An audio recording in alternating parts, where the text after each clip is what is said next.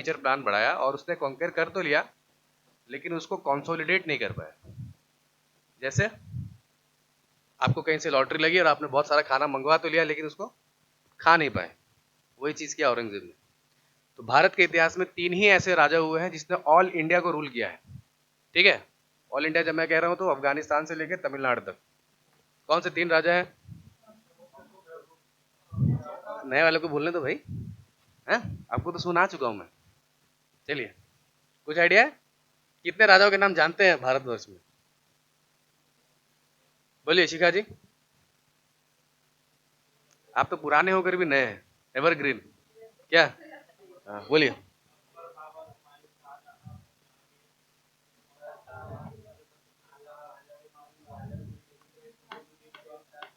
ठीक है, एक ही वंश हुआ, एक ही वंश हुआ, एक वंश हुआ ना, मुगल वंश। और मतलब सीधा एंशियंट से अशोक उठा के सीधा फिर मुगल, बीच में क्या पिकनिक में गए थे सर? और आप लोग, आपने तो तैयारी की हुई इसलिए जानते हैं, और कोई लोग नहीं सुना? चल, अलाउद्दीन खिलजी। तो 3 ही ऐसे राजा थे। एक था पहला समुद्रगुप्त, ठीक है। दूसरे थे, नहीं नहीं अशोक नहीं, अलाउद्दीन खिलजी। नहीं, चंद्रगुप्त मौर्यन एम्पायर साउथ में नहीं था, नॉर्थ में था। ये गुप्ता एम्पायर है। अरे उसका नाम चंद्रगुप्त मौर्य, इसका मतलब ये गुप्त एम्पायर नहीं है, अलग है ना? बहुत बाद में आता है, मौर्य वंश के बहुत बाद में आता है गुप्त वंश। आपका तो हो गया है ना एंशियंट इंडिया। मारूंगा पकड़ के अभी तुमको। ठीक है, समुद्रगुप्त के पिता का नाम क्या था? इस वंश के संस्थापक कौन थे? Who was the founder of this dynasty? गुप्त डायनेस्टी। ठीक है, और ये क्यों फेमस है? Gupta dynasty is called the golden age of India. Bharat के इतिहास का स्वर्णिम काल है। क्यों ऐसा? किसका किसका एंशियंट हिस्ट्री हो गया है? आप लोग का यही हुआ है, किसी का नहीं? बोलो अली। गुप्त एज को भारतीय इतिहास का स्वर्णिम काल कहते हैं, तो गोल्डन एरा। बस इसलिए तो उसको तो फिर बुकिश एरा या लाइब्रेरी ऑफ द कहना चाहिए, गोल्डन एरा क्यों कहते हैं?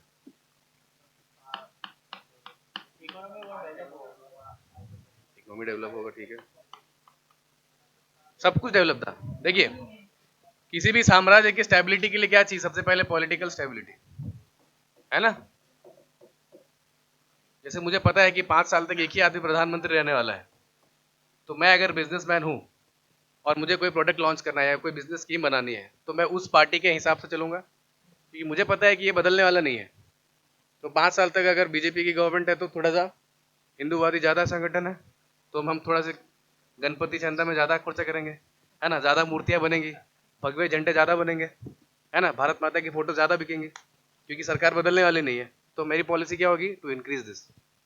वही अगर गवर्नमेंट चेंज होती रहे, हर 1 साल में 2 साल में बदलती रहे, तो मेरी पॉलिसी स्टैग्नेंट नहीं होगी। तो मेरी पॉलिसी स्टैग्नेंट नहीं होगी मीन्स मेरा बिजनेस कम होगा यानी इकोनॉमी कम होगी, इकोनॉमी कम होगी, लोगों के पास पैसे कम होंगे, तो गरीबी ज़्यादा होगी। और गरीबी जब ज़्यादा होगी तो अगेन फर्दर वो क्या करेगी? पॉलिटिकल इंस्टेबिलिटी ही तो बढ़ाएगी। लोग गरीब होंगे तो क्या करेंगे? सर्वाइव नहीं करेंगे। समाज में क्या होगा? Instability, insecurity. कोई बहुत अमीर है, कोई बहुत गरीब है, तो क्या करेंगे? उसका स्वागत तो करेंगे नहीं, है ना? क्राइम्स बढ़ेंगे, क्राइम्स बढ़ेंगे तो फिर आंदोलन होंगे, आंदोलन होंगे तो फिर पॉलिटिकल सरकार वो फिर गिर जाएगी, फर्दर डाउन। तो इसीलिए गुप्त काल में ये हुआ कि कुछ 200-300 साल तक जो राज्य था वो स्ट्रांग बना रहा, पॉलिटिकल स्टेबिलिटी बनी रही। दूसरा, सिल्क रूट पर इनका कंट्रोल था। तो दो चीज स्टेबल है तो अचानक से ऑटोमेटिक क्या होगा? इकोनॉमी स्टेबल होगी। और जैसे ही इकोनॉमी स्टेबल होगी, लोगों के पास पैसे होंगे, तो क्या करेंगे? वो कुछ और चीजों में इन्वेस्ट करना चाहेंगे, एजुकेशन, आर्ट, लिटरेचर। आर्ट और लिटरेचर वहीं चलेगा ना जहां पर पॉलिटिकल स्टेबिलिटी है। तुमको खाने के वांदे तो तुम थोड़ी यूपीएससी करने आओगे, है ना? आपके पास एक स्टेबिलिटी इनकम है, आप श्योर है कि yes I can give a time of 1 year, 1.5 year, उसके बाद आप आ सकते हैं। या और भी कोई चीज़ है, जैसे कोई आर्टिस्ट है, पेंटर है, तो पेंटिंग करने के लिए उसको इंस्पिरेशन चाहिए ना, राजा पेंटर के यहाँ पेंटर को नौकरी नहीं मिलेगी। पहले क्या होता था कि जितने भी आर्टिस्ट थे सबकी नौकरी कहाँ लगती थी? राज दरबार में। राजा बेचारा बिजी है युद्ध में, सारा पैसा युद्ध में जा रहा है, तो पेंटर को क्या देगा? आई बात समझ में? इसीलिए उस एज में क्योंकि पॉलिटिकल स्टेबिलिटी थी, इसलिए इकोनॉमिकल स्टेबिलिटी आई, इसलिए आर्ट एंड कल्चर भी बढ़ा, और इसी वजह से उसको कहते हैं गोल्डन एज। लेकिन उसमें हिस्टोरियंस की दो राय भी है कि ऐसा तो बहुत जगह हुआ, तो केवल गुप्त काल को ही क्यों कहते हैं? आई बात समझ में? समझ में आ रही बात? गुप्त काल फेमस इसलिए है क्योंकि गुप्त काल के बाद जस्ट बाद जो काल है उसमें कुछ नहीं हुआ। आ रही बात समझ में? गुप्त काल के जस्ट बाद जो एरा हुआ उसमें कुछ भी डेवलपमेंट नहीं हुआ, बहुत रेयर, और इसीलिए उसके कंपैरिजन में उसको लोग याद करते थे कि it is a golden age. आई बात समझ में? जैसे क्रिकेट देखते हैं आप लोग, है ना, ओपनिंग करने को बैट्समैन आया, वो 200 की स्ट्राइक रेट से रन बना रहा है, वो आउट हो गया, उसके बाद आया वो 3 4 50 की स्ट्राइक रेट से रन बना रहा है, तो आप क्या कहोगे? पहले वाला ज्यादा अच्छा था, है ना? लेकिन ऐसा थोड़ी 300 की स्ट्राइक रेट से भी रन तो बनते कि नहीं बनते?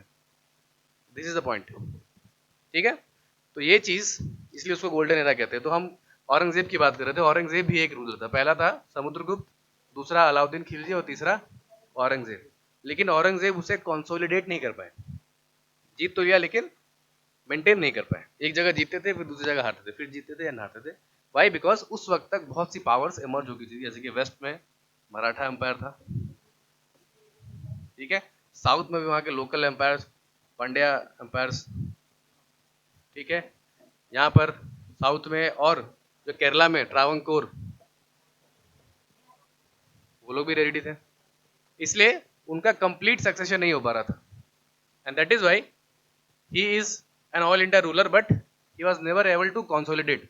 और यही एक कारण माना जाता है कि मुगल एम्पायर के पतन का सारा पैसा, सारा एनर्जी, सारी ऑफिसर्स उसने क्या लगा दिया? टू कंक्वर द साउथ, और नॉर्थ पर ध्यान कम हो गया।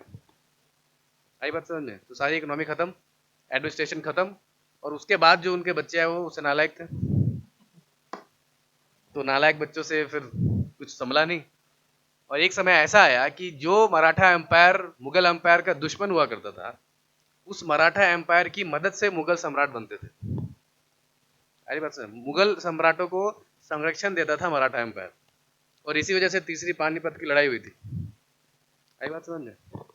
चलिए, तो ये पढ़ेंगे हिस्ट्री का एक इंटरेस्टिंग फेज। ये सिखाती है कि दुश्मनी या दोस्ती परमानेंट नहीं होती, है ना? तो आज लड़ाई करो और कल फिर पार्टी भी करना। क्लियर है यहाँ तक? तो पोर्चुगीज बंगाल में नहीं बढ़ पाए, और उसके बाद आते हैं इंग्लिश। ठीक है, तो लिखिए the east India company.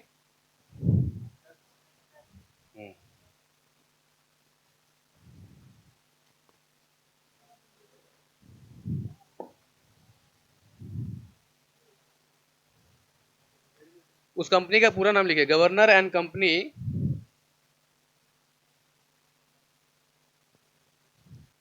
Governor and company, इसका पूरा नाम था governor and company of merchants of London.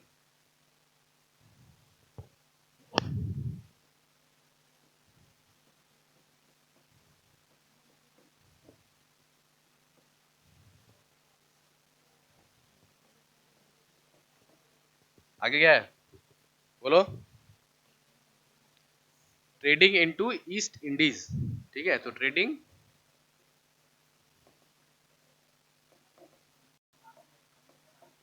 Yes, ये कंपनी का नाम है। ठीक है, जो लंदन में स्थापित होती है 1599 में। ठीक है,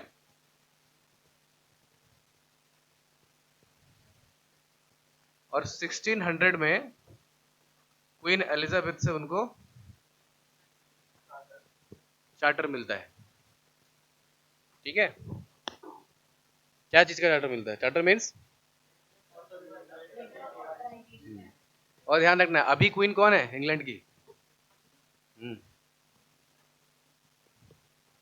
न्यूज नहीं देखते हो? ये तो जानते हो ना कि क्वीन है, बूढ़ी सी आंटी है, देखा है? नहीं देखा है? वो आंटी भी नहीं, दादी माँ है, सॉरी, दादी माँ भी नहीं, पर दादी है वो। यस, इतनी उम्र है उनकी। नहीं सुना है नाम क्वीन एलिजाबेथ? तो वो एलिजाबेथ ये है क्या? वो एलिजाबेथ द सेकंड है और ये थी एलिजाबेथ द फर्स्ट। लोग कंफ्यूज करके आ जाते हैं, है ना? कंफ्यूज नहीं करना है। वो एलिजाबेथ द फर्स्ट थी और ये है एलिजाबेथ द सेकंड। ये वाली जो एलिजाबेथ है कब क्वीन बनी थी? जब भारत आजाद हुआ था 1948 में, और अभी तक वही चल रही है। और हो सकता है कि probably she will be the last queen, क्योंकि अब वहां पर लंदन के लोगों को या यूरोप के लोगों को क्वीन और मोनार्की में इंटरेस्ट खत्म हो चुका है, so they don't want a queen. ठीक है, हाँ बोलिए।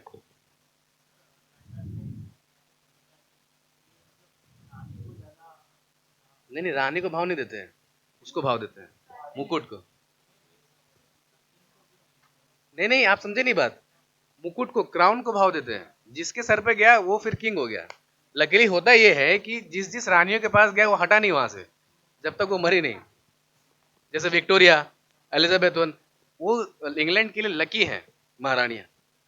आई बात समझ में? जैसे इंडिया में जब ज्यादा कब्जा हुआ तो उस वक्त भी थी एलिजाबेथ, उससे पहले थी विक्टोरिया, और अभी से एलिजाबेथ सेकंड।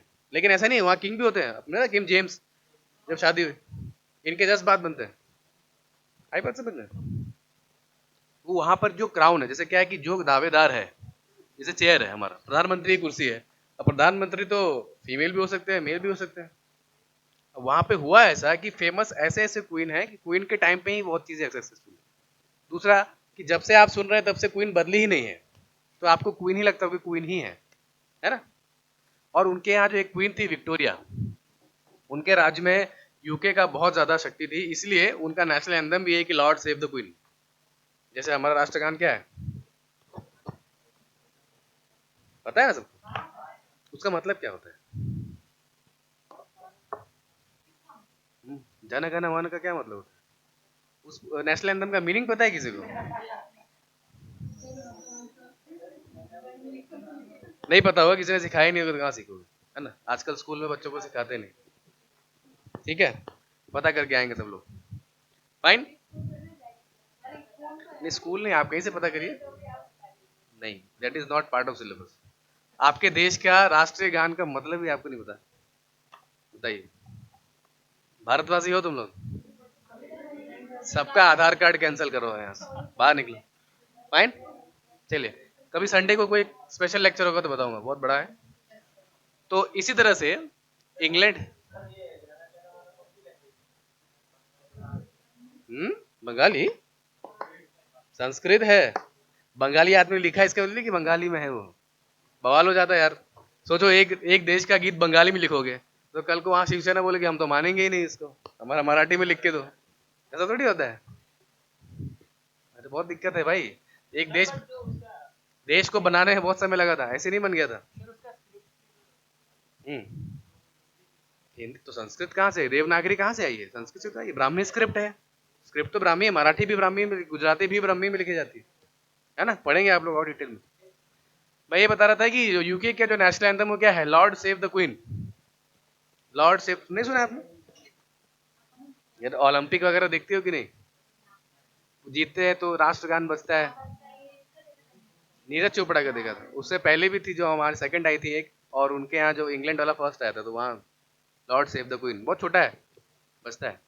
और इसी के लिए पहले ये होता था कि इंडियन में, जो आपको बताया ना मैंने, जो पहले पढ़ चुके हो तो जानते हैं कि यहाँ गवर्नमेंट ऑफ इंडिया 1919 एक्ट के बाद भारत में काउंसिल बनने लगे थे राज्यों में, उनकी विधानसभा जैसे है ना, वैसे उससे पहले राज्यसभा बननी शुरू हो गई थी। तो पहले ये होता था कि वहाँ के जो काउंसिल्स में लॉर्ड सेव द क्वीन गाया जाता था, और गांधी जी ने इसको गाने से मना कर दिया था जब वो गुजरात की असेंबली में आए थे, तो बॉम्बे की असेंबली में, उस वक्त तो बॉम्बे और गुजरात मिक्स होते थे, तो बॉम्बे। यही बात समझ रहे हैं? हम क्यों गए हमारे देश में किसी और का एंथम? ऐसा किसका? ग्राउंड का था, लेकिन हमने गाने से ही तो मना कर दिया, इंडिपेंडेंस मूवमेंट। अब कहानी सुनेंगे कि सरदार पटेल जो है पहले गांधी जी को बहुत ही वो मानते थे, सरदार and Gandhi.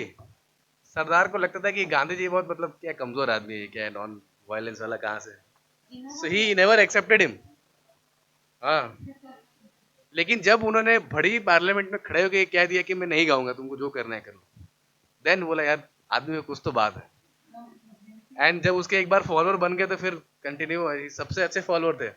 Sardar was the best student of Mahatma Gandhi. Even better than Nehru. आई बात समझ में? ठीक उसी तरह से एक और गुरु और शिष्य की बात है, स्वामी विवेकानंद और रामकृष्ण परमहंस, सुना है? तो रामकृष्ण परमहंस जैसे आप ही लोग की तरह साइंस कॉलेज से, सॉरी स्वामी विवेकानंद, उनका नाम भी नरेंद्र था। तो नरेंद्र जी पढ़ के आए थे किसी कॉलेज से, साइंटिफिक नॉलेज लॉयर थे। बोला ईश्वर है मुझे दिखाओ, सबसे पूछते थे तुम भगवान में मानते हो? बोला हाँ दिखाओ मुझे। Then no was able to show him. इसके पास जाते हैं कि आप भगवान में मानते हो? बोला हाँ मानते हैं, दिखाओ। ही किक्स हिम, एक ऐसी जोर की लात पड़ती है उसको कि आधे घंटे तक बेचारे को होश नहीं आता है, और उसमें सारे भगवान उसको दिख जाते हैं। ये रियल स्टोरी है, मैं मजाक नहीं कर रहा हूँ। यस, मुझे नहीं पता कैसे दिख गया बट दिख जाते हैं। Yes, because Ramakrishna Paramhansa was अंगूठा छाप, Swami Vivekananda was one of the top lawyer of Bengal. तो अगर वो उसका शिष्य बन रहा है, डेफिनेटली उसे कुछ पता होगा ना। ठीक है, तो ऐसा ऐसा होता है कि दो राइवल लोग आपस में एक दूसरे से चर्चा करके गुरु शिष्य बन जाते हैं। सेम उसी तरह से आपने नाम सुना होगा स्वामी दयानंद सरस्वती, सुना है? उनके एक गुरु थे, क्या नाम उनका? स्वामी Virjanand,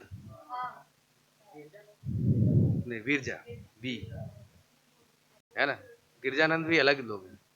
he was blind, Dayanand Saraswati के स्वामी थे ब्लाइंड। हाँ, वेरी बैड वेरी बैड। कौन सिखाता है तुमको ये सब गलत चीज? तुमने रामकृष्ण परमहंस की फोटो देखी है कभी ब्लाइंड? देखा भी है कभी रामकृष्ण परमहंस? देखा है? ऐसे बैठे रहते हैं तो आंख नहीं दिखती उसकी। देखो एक तो बात आपको मैंने बहुत पहले बताई कि जिस चीज पर आप 100% श्योर नहीं उसको बोलिए नहीं। ये एबिलिटी अपने अंदर लाना है एज एन ऑफिसर। किसी आईएएस ऑफिसर का या आईपीएस का इंटरव्यू सुना है माइक में बोलते हुए? बहुत कम बोलते हैं, बहुत धीरे, थोड़ा सा।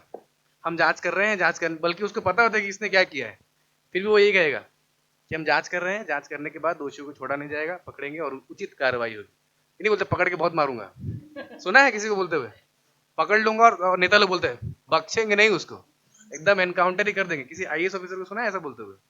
क्यों?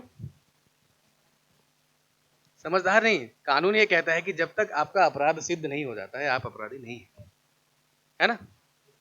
जैसे मैच देखा था कल का, परसों का किसी ने, है ना? वो लास्ट विकेट गिरती है उसकी और वो सेलिब्रेट करने लगते हैं, बीच में बेचारा रिव्यू ले लेता है। तो जब तक आखिरी विकेट गिर नहीं जाए अंपायर नहीं करते श्योर, आपको करना नहीं होता। एक्चुअली वो नियम गलत है। एक बार ऐसा हुआ था कि गुजरात क्रिकेट एसोसिएशन में एक मैच हो रहा था और रिव्यू का ही डिसीजन था, लोग स्टंप उखाड़ के घर लेके चले गए कि हम जीत गए। पेनल्टी में उनको मैच हार दे दी गई, they had to lose. So over celebration, आप जिस चीज पर 100% श्योर नहीं है उस पर पहले तो बोलना नहीं है। हो सकता है उसमें पॉसिबिलिटी दो कि हो सकता है सर ऐसा, मुझे मैंने सुना है कि क्या वो ब्लाइंड थे, एकदम कन्विक्शन से बोल दो कि ब्लाइंड थे, स्वीपिंग स्टेटमेंट कि ब्लाइंड ही थे। नहीं, ही वाज नेवर ब्लाइंड। सुना है कभी आपने? पढ़ा है? मैंने बताया कभी आप? तो फिर नहीं नहीं, बचपन में किसने सुना दिया? नहीं, है ना? बचपन में आपने ध्यान से सुना नहीं होगा तो वो अंधे हो गए, है ना? इंस्टीट्यूट की आप प्रॉब्लम है। चलिए, सो विरजानंद भी, स्वामी दयानंद सरस्वती भी ऐसे ही अपने घर से छोड़ के बाहर निकले and he was also questioning every religious, every identity, ये प्रथा क्या है। और एक अंधे व्यक्ति ने उसको ईश्वर का स्वरूप दर्शन करवा दिया and he transformed into someone saint. इस तरह की बहुत सी चीजें बीच बीच में आपको एनेक्डोट देते रहेंगे। तो 1599 में ये कंपनी स्टैब्लिश होती है। पहले ये दो कंपनियां होती हैं और एक प्राइवेट कंपनी होती है एक्चुअली। जो मैंने बताया ना, merchants, governors and merchants of London trading into east of Indies, ये एक प्राइवेट कंपनी होती है। और प्राइवेट कंपनी क्योंकि उसे देश से बाहर काम करना है तो वो सरकार से परमिशन लेती है, उसे परमिशन मिलता है। लेकिन अब क्योंकि इंग्लैंड एक बड़ा देश है और उसके पास टेक्नोलॉजी ज़्यादा है, लोग भी ज़्यादा है, तो उसमें राइवल कंपनियां भी शुरू हो जाती हैं। तो उसकी एक राइवल कंपनी भी शुरू होती है जो बाद में आकर इसी का काम खराब कर रही होती है। सो जब वहाँ के किंग होते हैं, he was very smart enough, और बाद में दोनों को यूनाइट कर देते हैं और यूनाइट होने के बाद वो बनती है ईस्ट इंडिया कंपनी। ठीक है, कब यूनाइट हुई, क्या नाम था, that is not important. Important ये है कि पहले दो कंपनियां थी और वो यूनाइट होकर बनती है कंपनी, इसका नाम है ईस्ट इंडिया कंपनी। ठीक है, तो इससे सीखने क्या मिलता है कि वहां के जो किंग थे, वहां की जो पार्लियामेंट है, इसका इन्फ्लुएंस पहले दिन से कंपनी पर डायरेक्टली था। ठीक है, और ये लोग इतने विजनरी थे कि ये देख सकते थे कि ये हमारा ही नुकसान करेंगे। तो जो चीज पोर्चुगीज ने नहीं देखी, जो चीज डच ने नहीं देखी, वो चीज इंग्लिश ने देखी। और आप देखेंगे फिर इनके बाद जब फ्रेंच आते हैं, तो फ्रेंच ने भी वही गलती की जो पोर्चुगीज ने गलती की थी, लेकिन इंग्लिश ने नहीं। And English were very smart diplomats. कल भी मैंने बताया था कि उनकी कूटनीति बहुत अच्छी थी, स्ट्रेटेजिक प्लानिंग, और वो बोलते भी अच्छा है ना। सुना है किसी को पुराने जमाने की English speech, 80s 70s 60s की, नेहरू की, सरदार की स्पीच सुनी है कभी आपने? सुनिए। तो वो इंग्लिश बोलने का लहजा भी अच्छा होता है, लोगों को पसंद भी आती है, और that is why they were comparatively more successful in establishing in India in the earlier phases in comparison to the other European powers. Clear है? तो उसी चक्कर में, हाँ बोलिए।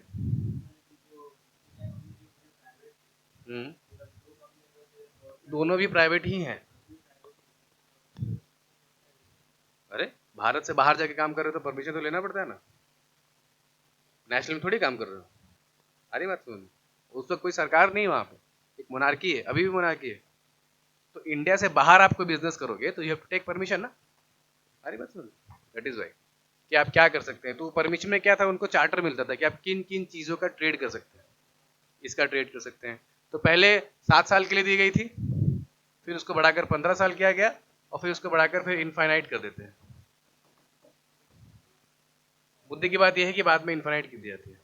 और फिर आगे चलकर 1857 के बाद 1857 में कंपनी का रूल खत्म, और शुरू क्या होता है, crown direct. So we are the direct rule under the crown, and India becomes a dominion, है ना, indirect dominion of the United kingdom.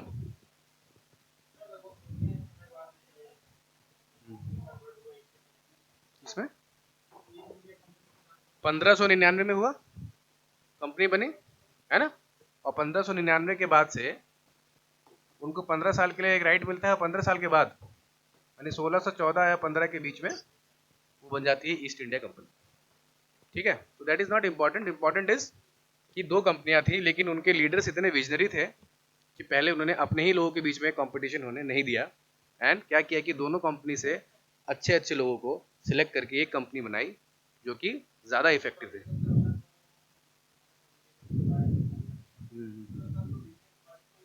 नहीं नहीं नहीं, ऐसा नहीं होता। कंपनी उसको अधिकार कुछ अलग अलग चीज़ों में मिला था, और डिटेल में जाओगे तो उसमें कुछ अधिकार, मतलब किस चीज़ का अधिकार। नहीं, ऐसा नहीं था, कुछ खास विशेष सामग्रियों के व्यापार पर मोनोपोली थी। सारी बात समझ लो, एक लिस्ट ऑफ एलिमेंट्स निकलते हैं उसके, अब बोलोगे उसमें कौन से एलिमेंट थे, तो ये इतना डिटेल में जाओगे तो वो काम का नहीं है। ठीक है, ये पहला चैप्टर ही इतना इंपॉर्टेंट नहीं है, फिर भी आपको बैकग्राउंड दे देते हैं। ठीक है, यहाँ से बात। तो सबसे पहले कौन आते हैं इंग्लैंड से?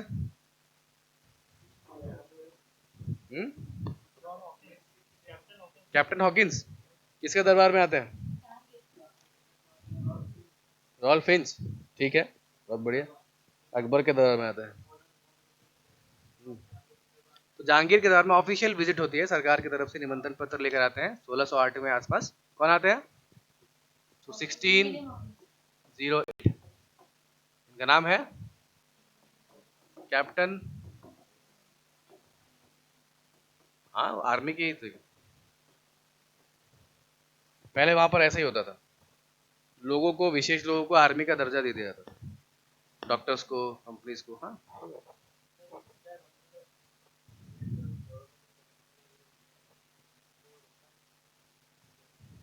नहीं, तो परमिशन लेने ही तो आते हैं यहाँ पर, इंडिया में क्यों आ रहे हैं? देते हैं ना, जहांगीर देते हैं, गवर्नमेंट क्या है? सरकार थोड़ी है, राजतंत्र ही है। राजा का मन हुआ दे दिया, नहीं हुआ नहीं दिया। इवन अभी दिल्ली से अगर लोकल लेयर पे करना हो तो परमिशन लेने की जरूरत ही नहीं, नीचे कर रहे हैं लोग काम, जैसे पोर्चुगीज कर रहे थे, डच कर रहे थे। ये आते हैं कैप्टन विलियम हॉकिंस। किसके दरबार में जाते हैं? जहांगीर। लिखिए,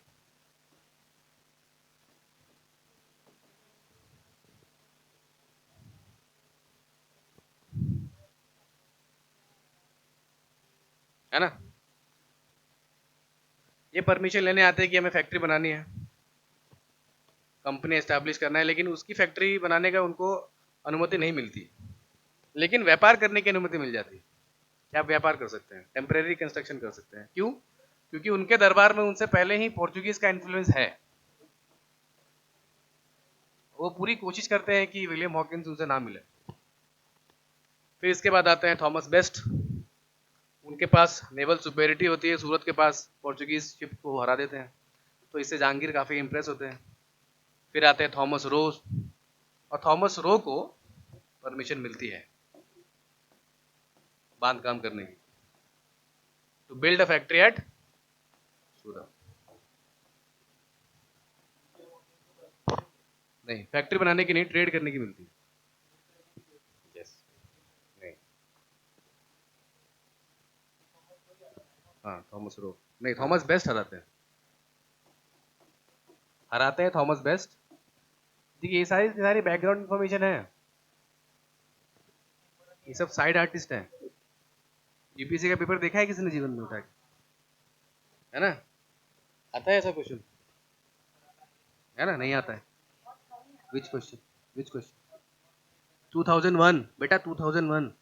दुनिया बदल गई, है ना, वक्त बदल गए, हालात बदल गए, जज्बात बदल गए। वो सीनियर सिटीजन लोग के लिए आता होगा, आज नहीं आता है ना। ये बैकग्राउंड क्लियर है।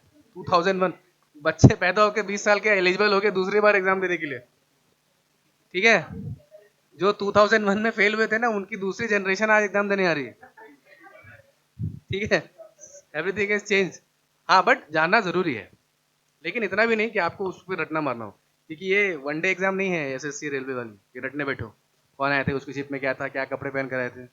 Important is what were there policies, impact क्या हुआ, ठीक है। चलिए, सो थॉमस रो को परमिशन मिलती है, वो पहला फैक्ट्री कहाँ बनाते हैं? सूरत में, 1613 लिख लीजिए, 1613।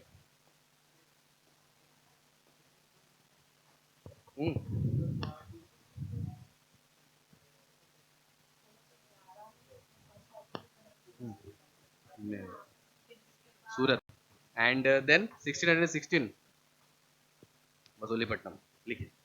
दूसरी फैक्ट्री बनती है 1616 में, ये कहाँ बनती है?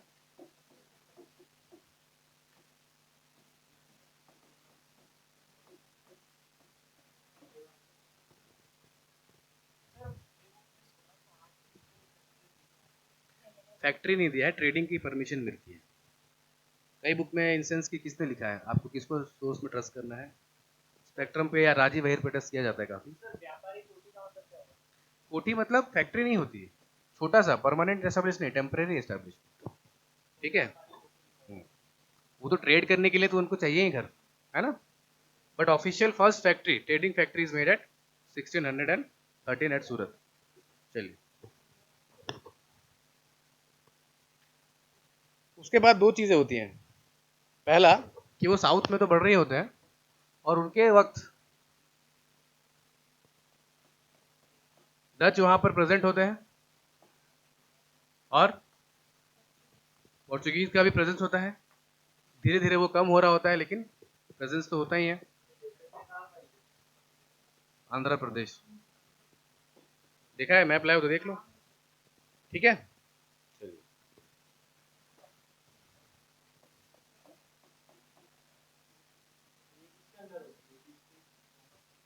इसके अंदर,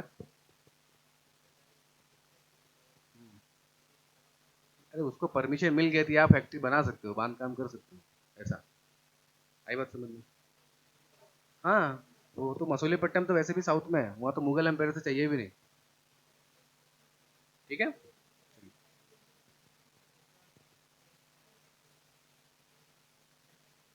क्लियर है यहाँ तक? कहाँ पर? हाँ, अभी है, उनका इन्फ्लुएंस कम हो रहा है धीरे धीरे, डच को वो आगे चलकर आते हैं। फिर पोर्चुगीज का इंटरेस्ट खत्म हो जाता है, जब बॉम्बे एक बहुत बड़ी चीज मिल जाती है इंग्लिश को, गोवा का इंपॉर्टेंस खत्म हो जाता है, और उनको ऑलरेडी इंटरेस्ट है ब्राजील में, वो चीजें खत्म।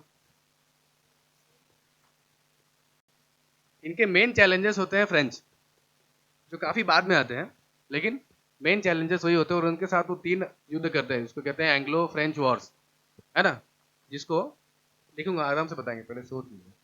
एंग्लो फ्रेंच वॉर, 3 वॉर्स होते हैं जो कहाँ होते हैं, आज के कर्नाटिक एरिया में, उसको कर्नाटिक वॉर्स भी कहते हैं। आपके मैप में एक दिखा होगा, एक जगह का नाम है कोरोमंडल कोस्ट, देखा है तुमने? मैप लेकर आए हो? कोरोमंडल कोस्ट दिख रहा है? इंडिया फिजिकल निकालो, और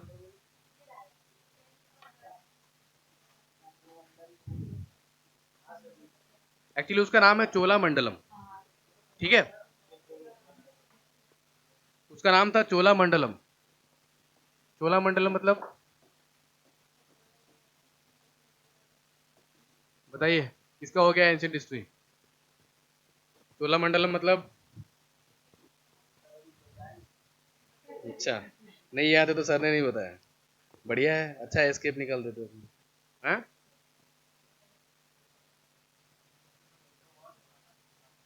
हाँ तो उसी से रिलेटेड होगा ना कुछ।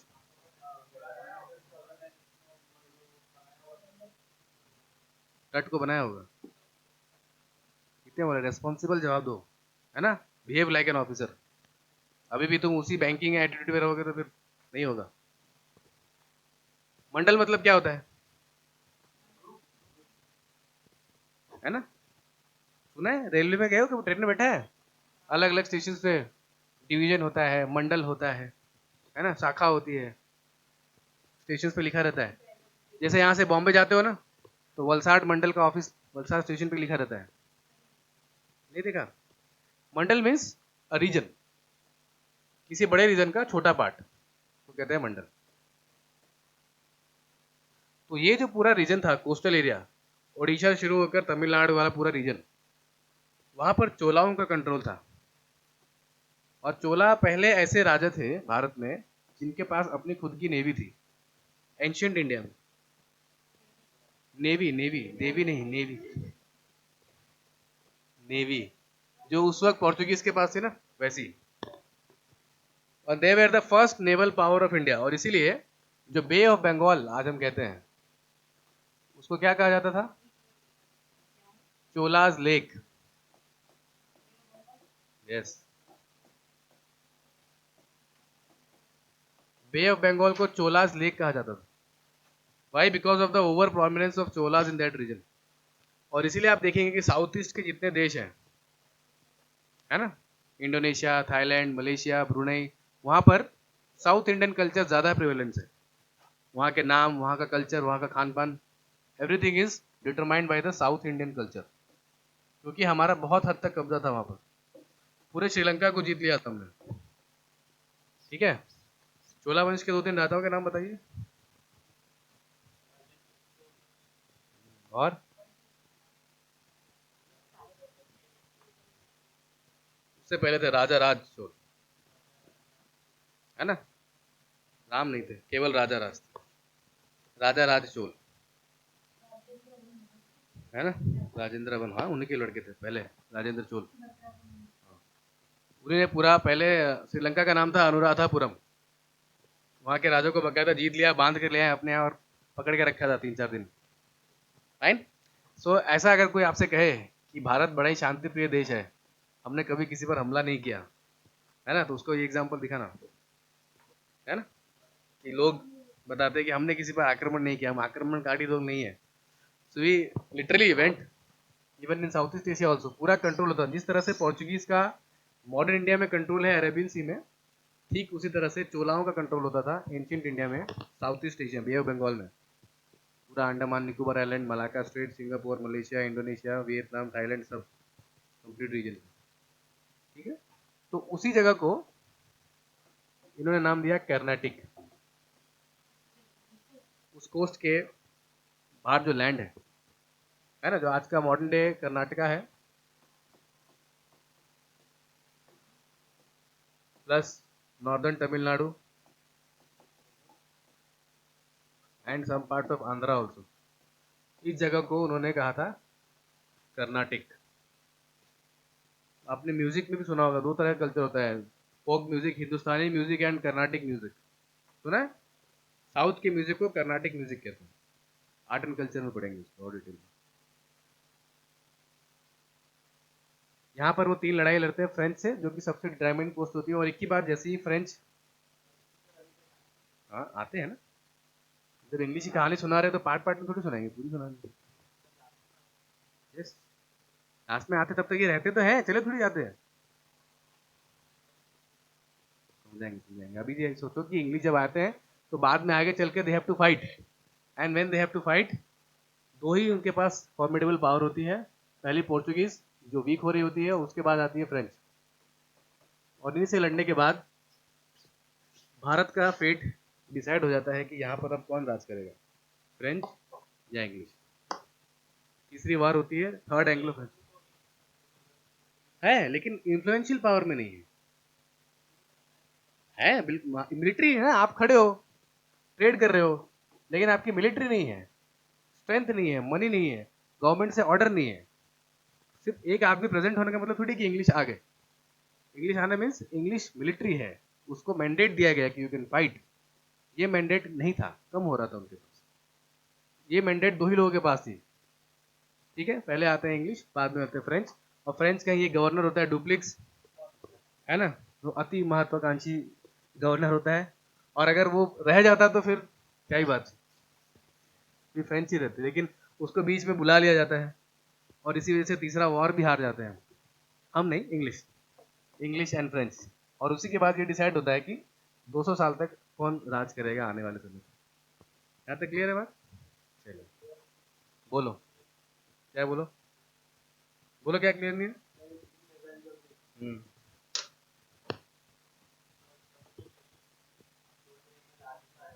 हम्म। अरे लास्ट में आए थे एनएसएस की, इंग्लिश तो उस वक्त प्रेजेंट थे ना,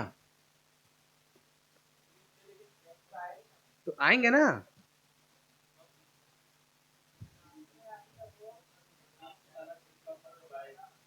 बता रहे हैं, ये तो फ्रेंच की कहानी है, अभी आपको इंग्लिश की सुनना है। ये इंग्लिश की, देखो ऐसे ऐसे सुन, ये इंग्लिश की क्रोनोलॉजी समझो कि वो आए और उनको किससे किससे रेजिस्टेंस झेलना पड़ा, वो मैं बता रहा हूँ। हम्म। फ्रेंच भी बाद में आते हैं इंग्लिश के बाद। अरे बेवकूफ आदमी, देखो इसको कहते हैं शॉर्ट साइडेडनेस, कम समझ में लोग ऐसा ही देखते हैं। पर जा रहे हैं आ रहे हैं, लेकिन प्रेजेंट तो है, उसके बाद आने की मैं आपको एडवांस से बता रहा हूँ कि आप कंटिन्यूटी में याद रखें, ब्रेक में नहीं। एक आदमी की स्टोरी आप कंटिन्यूटी में पढ़ो, ब्रेक में पढ़ोगे तो भूल जाओगे। आई बात समझ में कि एक व्यक्ति, एक पावर आई, एक पावर आने के बाद उसको क्या क्या चैलेंजेस देखने पड़े और कैसे वो आगे चल गई। तब बाद में आपसे जब पूछा जाएगा कि इंग्लिश की वृत्तांत लिखी है, तो फिर आप रुकोगे नहीं, इतने पे इंग्लिश खत्म, फिर फ्रेंच को लेकर आता हूँ, फिर फ्रेंच की कहानी शुरू हो जाएगी। You have to include in the French English story. इसी तरह से जब मैं फ्रेंच बताऊंगा तो उसमें फिर इंग्लिश के इंट्रोडक्शन करेंगे। आई बात समझ में? चीजें लिंक्ड है, ऐसा नहीं कि अलग अलग हो रहा है कि तुम रुको, वापस आओ, फिर मैं जाऊंगा, है ना, ये कि वन वे ट्रैफिक थोड़ी है, every one can come. Fine, चलिए। नहीं, लास्ट वाला जीतते हैं, सेकंड वाला फिटूस हो जाता है ना। और फर्स्ट वाले में जो फ्रेंच होते हैं वो एडवांटेजियस रहते हैं। हाँ बिल्कुल, बैटल के नहीं, बैटल में हुई संधियों का नाम याद रखना, है ना, ट्रीटी जो होती है। ट्रीटी समझ में आता है? क्या निकालते हैं? हाँ, तो याद तो रहता नहीं है, फिर बोलते डाउट है, पढ़ो पहले, है ना। चलिए, अब इंग्लिश के शासनकाल में दो इंपॉर्टेंट काम होते हैं, उनको दो फरमान मिलते हैं। पहला फरमान मिलता है उनको सुल्तान ऑफ गोलकुंडा से, लिखिए टू इंपॉर्टेंट फरमान।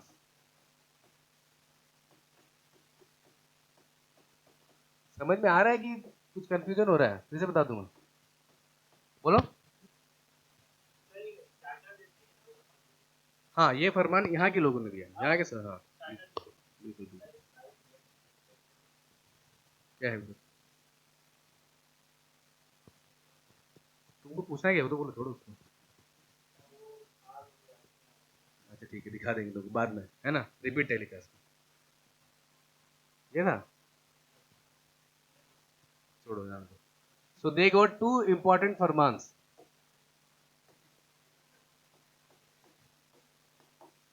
ठीक है, easy. Sultan of Golconda,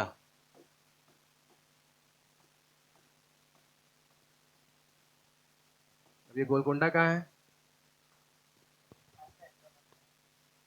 exactly Hyderabad नहीं, हैदराबाद से थोड़ा ऊपर है। कलबुर्गी, गुलबर्गा डिस्ट्रिक्ट सुना है?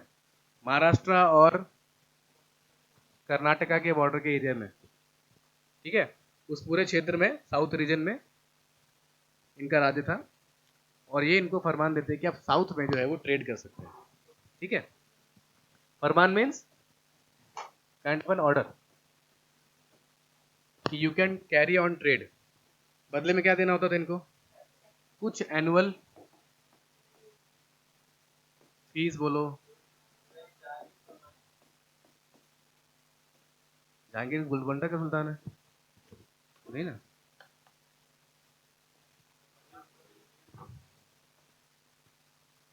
सुल्तान of Golconda, of course English में देंगे, है ना। चलिए, मैग्ना कार्टा आएगा। सुना है मैग्ना कार्टा के बारे में? बहुत बढ़िया, वेरी गुड। बेसिकली इन फरमान में होता यह है कि उनको टैक्स करने की, जो सॉरी व्यापार करने की कुछ छूट दी जाती है भारत में। जैसे भारत का सामान लेकर तो वो इंग्लैंड ले जाएंगे, ये छूट उनको इंग्लैंड ने दी हुई है कि आप इंग्लैंड में ट्रेड कर सकते हो या भारत से जो सामान लेकर आएंगे। लेकिन इंग्लैंड से जो सामान लेकर आएंगे और इंडिया में जो मूवमेंट है उसके लिए भी ऑर्डर चाहिए कि नहीं चाहिए? तो ये फरमान उनको एक ही सुल्तान दे देते हैं कि आप सीधा हमारे यहाँ एक जगह टैक्स पे करो और बाकी आपको कहीं कुछ नहीं करना। नॉर्मली क्या होता था कि हर छोटे छोटे कस्बों में, छोटे छोटे डिस्ट्रिक्ट्स में there to be a tax collection point. वहाँ के लोकल रूलर्स, है ना, भाई लोग थोड़ा मुझे भी दे, ऐसा नहीं चलेगा। तो ये सारी चीज़ों से बचने के लिए उन्होंने क्या किया कि सीधा सुल्तान से एक फरमान ले लिया। और उनको बाद में आगे चलकर आप देखें कि एक पास दिया था, उसके कहते हैं दस्तक। दस्तक एक तरह का पास था, ट्रेड पास। ये पास दिखा दोगे और तुमको कहीं टैक्स देना नहीं पड़ेगा। तो देवर इश्यूड दस्तक।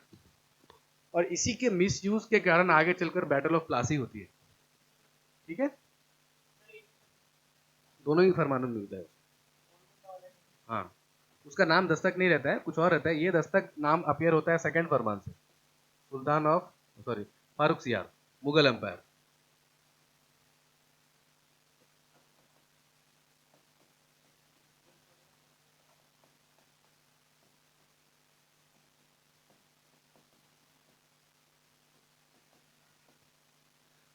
और ये होता है सबसे इंपॉर्टेंट उनके लिए, तो वो कहते हैं मैग्ना कार्टा, ठीक है। क्यों होता है इतना इंपॉर्टेंट?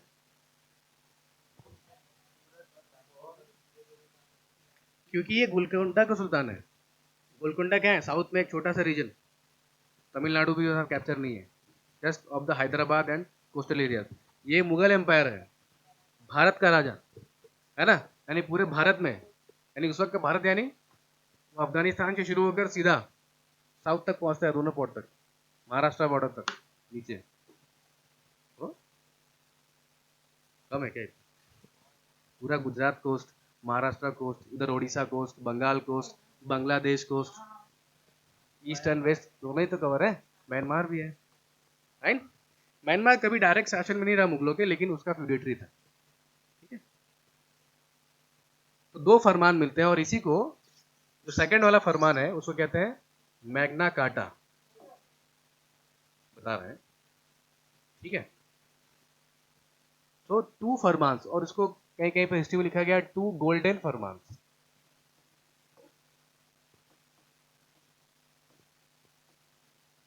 इसमें याद ही रखना है कि पहले मिलता है साउथ से sultan of Golconda and second by the Mughal empire Farrukh Siyar. Farrukh सियार लिखा तो है, फरमान का नाम नहीं है। वहां के राजा फरमान देते हैं। फरमान मीन समझ में आता है क्या होता है? क्या? तो ऑर्डर का क्या नाम होगा? ऑर्डर नंबर 1 2 3 6 हो सकता है, ऐसा कुछ हो। चलिए, मैग्ना कार्टा की बात हो रही है। मैग्ना कार्टा क्या है? बोलिए, पुराने लोग।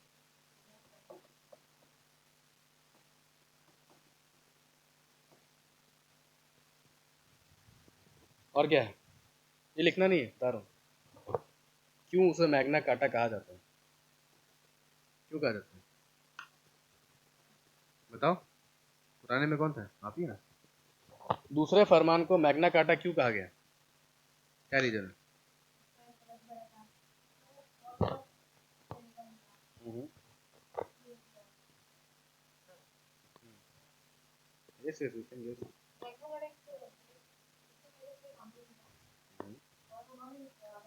तो दूसरे को भी तो बोलने दो आई की सीट ले जाओगे अकेले, बोलिए बोलिए।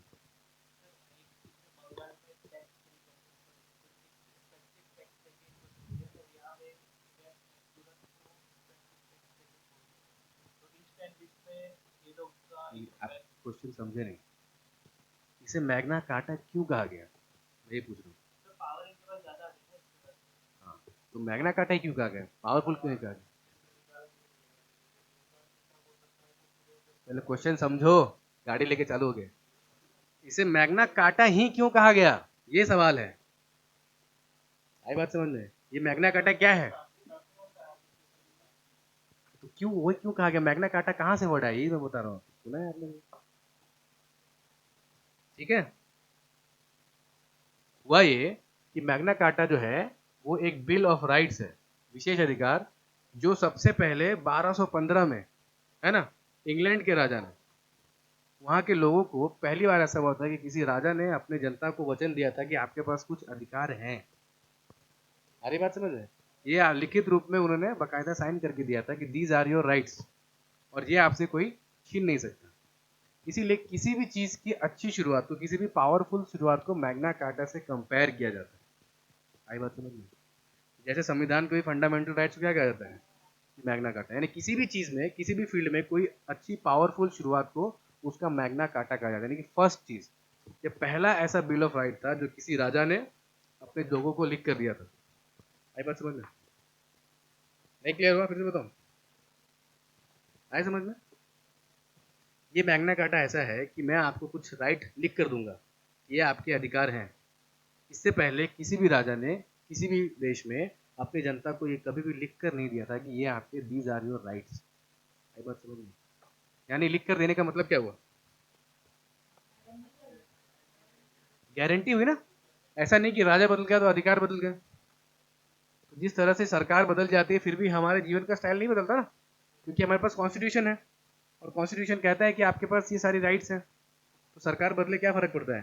ठीक उसी तरह से एक तरह का ये कॉन्स्टिट्यूशन ही हुआ, एक तरह का फंडामेंटल राइट ही हुआ, जो पहली बार किसी शासक ने वहाँ के लोगों को लिख कर दिया था 1215 यानी कि 13वीं शताब्दी में, और इसीलिए किसी भी चीज़ के पावरफुल शुरुआत को मैग्ना कार्टा कहा जाता है। तो ये जो फारूक सियार का जो फरमान है वो उनके लिए मैग्ना कार्टा की तरह साबित हुआ। अब आई बात समझ में। और आप लोग जो आंसर दे रहे थे कि उसमें क्या था, वो तो मैं बताऊंगा उसमें क्या था, ठीक है। So why it was compared with Magna Carta? Because it was first of its kind of a written agreement by the king to the Britishers. अपनी तरह का पहला ऐसा अधिकार था जो राजा ने रिटर्न में वहां के ट्रेडर्स या व्यापारियों को लिख कर दिया, और ये गोलकोंडा के फरमान से भी ज्यादा इम्पैक्टफुल था, पावरफुल था। It was first of its kind of a right, first of its kind यानी अपनी तरह का पहला एक अधिकार था,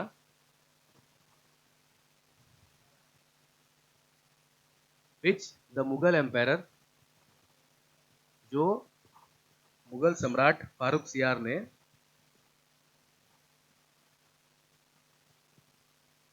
ब्रिटिशर्स को लिखित रूप में दिया था, gave the Britishers in writing.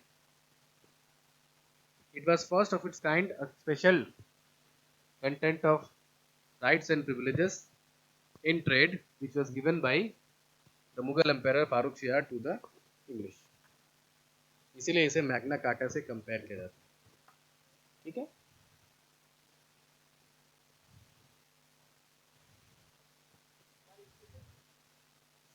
ये बता दें, बस अभी बताता हूँ, है ना। तो फरमान में बेसिकली क्या ऐसे इंपॉर्टेंट थे जिसको मैग्ना कार्टा कहा गया, है ना। तो कुछ उन्हें विशेष अधिकार दिए गए, जैसे कि कुछ अमाउंट चुका के at the sum of some amount, बताऊंगा मैं अमाउंट, आप क्या कर सकते हैं, ट्रेड कर सकते हैं। यानी कि जो पहले ही मैंने आपको बता दिया ऑलरेडी कि अलग अलग जगह पर आपको टैक्स नहीं देना पड़ेगा। पहले क्या हो रहा था, जैसे पहले यहाँ भी था, जकात का कॉन्सेप्ट सुना है, था ना, देखा है आप लोगों ने? नहीं देखा जकात का? मुंह में क्या हुआ, हंसने लगे बात? नहीं सुना है, हम भी हंसे। वो एड्रेस है, पहले वहां हुआ करता था, अब नहीं है। ऐसा नहीं, बात समझ में? ऑक्ट्रॉय कहते थे उसको, 2012 या 13 में खत्म कर दिया उसको, याद आ रहा है? जकात का ऑफिस था, ज्यादा सामान लेके जा रहे हो तो रोक लेते थे उसको, चुंगी लगती थी उसको। गांव में होता है, अब नहीं है। यहाँ गुजरात में नहीं है, हट गया। अलग अलग राज्यों के पास अपना प्रिविलेज होता है, उसे हटा देते हैं। तो होता ये है, जैसे रोड पे टोल वाला समझो आप, एनएच पे जाते हो ना, टोल है, जितनी बार टोल क्रॉस करेगी उतनी बार पैसा देना है ना? तो नुकसान हो रहा है कि नहीं? इन्होंने क्या किया, अब ये तो ऑफिशियल टोल है, पहले क्या होता था कि हर गांव में एक हेडमैन है, इस गांव का ये भाई है, उस गांव का वो भाई है, हर जगह उसको पैसा दो वरना लूट लेंगे, है ना? दूसरा, उसकी सिक्योरिटी नहीं। तो ये फरमान होने के बाद उनको एक चीज दी गई, इसका नाम था दस्तक। इसमें लिखो, एक दस्तक वाजा पास। लेकिन ये ऐसा पास था कि इसमें ना फोटो था ना आईडी कार्ड, है ना? तो एक तरह का सील होती थी, जो मुगल सील, बस उसको आप लेकर कॉपी कर सकते, ले जा सकते हो। बाद में इसी का क्या हुआ कि आप इसको पास दिखाएंगे, आपको यहाँ टैक्स नहीं देना है, इसको दिखाएंगे यहाँ टैक्स नहीं देना है, मालूम पड़ेगा कि ऊपर बड़े भाई का आदमी है तो छोड़ दो। और आगे चलकर इन लोगों ने क्या किया कि इसका मिसयूज करने लगे।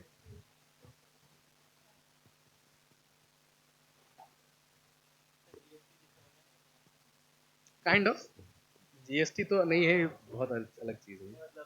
हाँ, काइंड ऑफ कह सकते हैं कि एक जगह, ठीक है। And that is why what happened is they started later misusing it. कैसे मिसयूज कर सकते हैं, कोई आइडिया है? बोलो।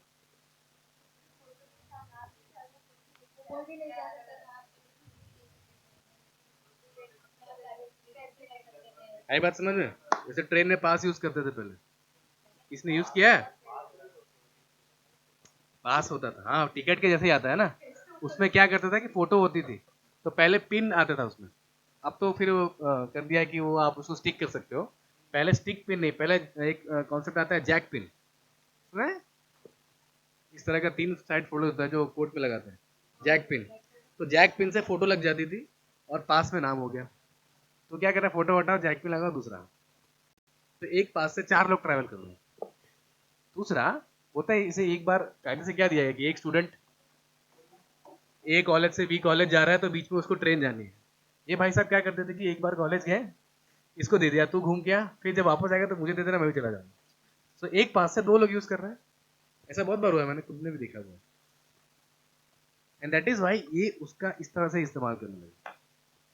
तो जब उन्होंने अकाउंटिंग की, सीईओ को बुलाया, तो देखा, मालूम पड़ा कि एक साल में अगर उनको 10 रुपया फरमान जो टैक्स आता था, वो घट के सीधा सीधा 4 रुपया हो गया उस पूरे रीजन में जहां वो ट्रेड कर रहे थे। ठीक है, दस्तक की वजह से टैक्स मिला ही नहीं, रेवेन्यू आ ही नहीं रहा है। क्या जिसमें सेकंड वाले में और चीजें हैं, बता रहे हैं वो। सेम कैसे? ये एक गोलकोंडा छोटा सा रीजन है और ये पूरे इंडिया में है। आ रही बात समझ में? तुम खाली सूरत में व्यापार कर सकते हो और एक पूरे इंडिया में व्यापार कर सकते हो, फायदा चल कौन होगा? इसके कंटेंट है, बताएंगे आपको, चिंता नहीं करिए। पहले कॉन्सेप्ट समझिए, content is never asked. Content समझ में आई बात कि कैसे मिसयूज किया। दूसरा, ये लोग उस दस्तक की ट्रेडिंग करने लगे, मीन्स उस दस्तक को वहां के लोकल बिजनेसमैन को भी देने लग गए इन लिeu ऑफ मनी, कि एक दिन का भाड़ा 100 रुपया, ये दस्तक तुम्हारा। तो वो तो ना खुद टैक्स दे रहा है, ना जो पहले लोग दे रहे थे उससे भी टैक्स आ रहा है। तो नुकसान किसका? राज्य का। तो बीच में जितने राजा थे उनको इतना इंटरेस्ट आया नहीं, वो बिजी थे, ठीक है। लेकिन बंगाल में जब वहां के राजा देखते हैं, सिराजुद्दौला अकाउंटिंग पे बैठते हैं, एक बार पढ़े लिखे रहते हैं, तो मालूम पड़ता है यार ये तो सब जा रहा है, तो मुझे मिलेगा क्या? और फिर वहीं से संघर्ष शुरू होता है। और खत्म होता है बैटल ऑफ प्लासी से, जो खत्म क्या होता है, राधे ही खत्म हो जाते हैं, ठीक है, वो नवाब भी खत्म हो जाते हैं, लेटर इट कैरी ऑन। तो ये चीज़ समझ में आई। अब उसमें कुछ काम की लिखी कि फरमान में क्या क्या थे। तो पहला था कि 3,000 रुपए के एनुअल पेमेंट में आप पूरे बंगाल में ट्रेड कर सकते हो। तो 3,000 रुपीज एनुअल पेमेंट।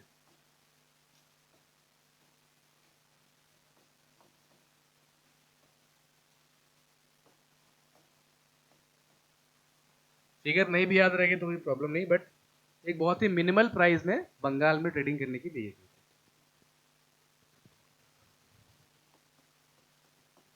10 तक तो दिए ही थे, ठीक है।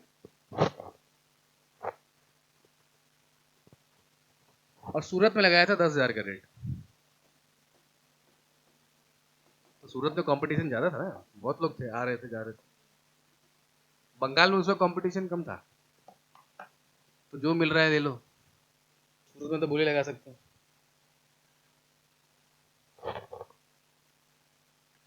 दे were allowed to have ownership of lands, जमीन खरीदने का अधिकार और उस पर मालिकाना हक पहली बार उनको मिला इस फरमान से।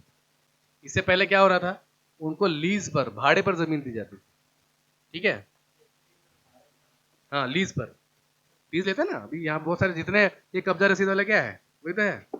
आधा सूरत का 90% ही कब्जा रसीद पर है ना, जिसके हाथ में कब्जा उसका मालिक वो, ऐसा होता था, अभी भी है। इसलिए उसको आप पक्का करने की, इवन आप दिल्ली में जाओगे तो दिल्ली में जो अनऑथोराइज कॉलोनीज है, इसका पूरा कॉन्सेप्ट ही यही है कि लोग अपने हिसाब से घर बनाते चले गए ना, उनके पास पेपर है, डॉक्यूमेंट, जिस घर में जो रहता है उसका मालिक वो। और इससे समस्या क्या आती है, सोचो, दिमाग लगाओ, आईएएस वाली बुद्धि, कैसे पे करो, कैसे पे करोगे, तुम घर में रहो ना, तुम घर में जब तक रहो तब तक वो घर तुम्हारा है। लेकिन प्रॉब्लम क्या है कि लॉ एंड ऑर्डर, ये जो सोचा तो सही, लेकिन थोड़ा और डीप में सोचो ना, तुमको अगर घर से निकाल के मैं आ गया तो तुम कहाँ जाओगे, पुलिस के पास जाओगे ना कि भाई मुझे घर से निकाल दिया करके, तो बोलेगा तुम्हारा घर है, इसका प्रूफ क्या है ना। भाड़ा करा तो कोई बना ले, कोई बना ले, कैसे बनता है भाड़ा करा, आराम से। और सुनो, लोकल कांस्टेबल को खिला दो 5,000, जिस टाइम का भाड़ा करा चाहिए, जिस सदी का चाहिए, उस सदी का दे देगा, है ना। तो आज ये 5,000 खिलाने में हो जाता है, पहले तो एक बार खाना खिलाने में बन जाएगा वो। अरे बात समझ में, बर्थ सर्टिफिकेट, ऐसे ऐसे लोगों का बर्थ सर्टिफिकेट बन जाता है जो है ही नहीं। इवन टेक्नोलॉजी भी आ गई, है ना। पंजाब में एक कॉलेज है एलपीयू, सुना है, न्यूज में पढ़ा था उसको। हाँ, वहाँ के किसी एक ब्रांच में टॉप किया था सनी लियोन ने। आ रही बात समझ में, टॉप भी कर लिया था। इवन झारखंड की एक कोई सरकारी एग्जाम थी, उसमें भी टॉप किया था, नाम आ रहा था उसका। यस, हाँ, कोई शायद पीसीएस की नहीं थी, लेकिन कोई लोअर लेवल की एग्जाम थी। पढ़ी लिखी नहीं है, वो सिस्टम को दिखा रहा है ठेंगा कि जो आदमी ही नहीं है उसका मैंने बर्थ सर्टिफिकेट बनाया, आधार कार्ड बनाया, उसका एग्जाम से फॉर्म भरवाया, उसने एग्जाम दी, उसने एग्जाम क्लियर किया और फिर वो सेलेक्ट भी हो गया। कौन, अरे मूर्ख आदमी, सुनो पहले, सनी लियोन कहाँ जा रहे,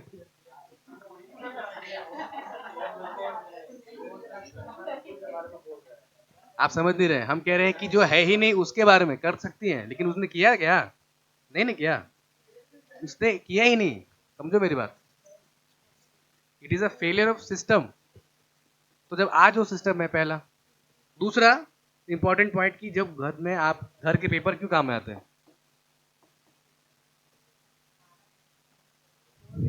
लोन्स, लोन लेने के लिए प्रूफ वाला तो हो गया, पॉइंट खत्म।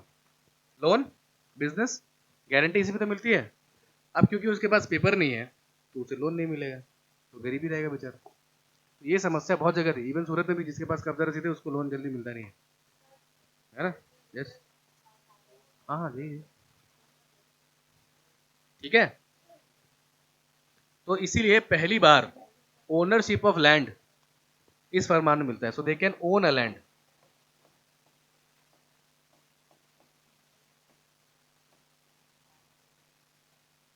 और इसी का फिर आगे चल के लोग फायदा कैसे उठाते हैं, जमीन खरीदी और खरीदा ही नहीं, उसका फोर्टिफाई करवाया। समझ में आई बात? फोर्टिफाई मतलब किलेबंदी। और किलेबंदी में फिर यहाँ से स्लेव लेकर गए, स्लेव लेकर गए और वहाँ स्लेव से काम कर रहा है, उनके ऑफिसर से, मतलब उस पूरे एरिया में उनका अलग से अपना गवर्नमेंट शुरू कर दिया।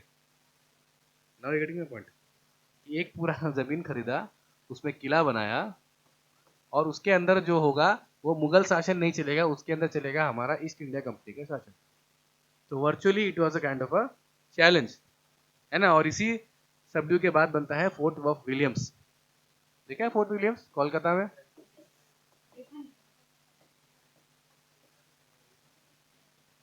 है ना, देखा भी होगा न्यूज में, कोलकाता के बारे में दिखाते हैं फोर्ट विलियम्स, व्हाइट कलर का एक बहुत ही अच्छा फोर्ट है। ठीक, इसमें फारूक सियार फरमान उसको 1717 में देता है ना भैया, बंगाल से। हाँ, नहीं पूरे इंडिया से नहीं, साउथ में तो रहता ही नहीं औरंगजेब। साउथ में औरंगजेब खुद की नहीं चलती है, उससे क्या चलाएगा? आप समझिए कोई इंटरनेट सिस्टम नहीं है कि आज आए पहुंच गए कि मोदी जी को बोले सर आ गए।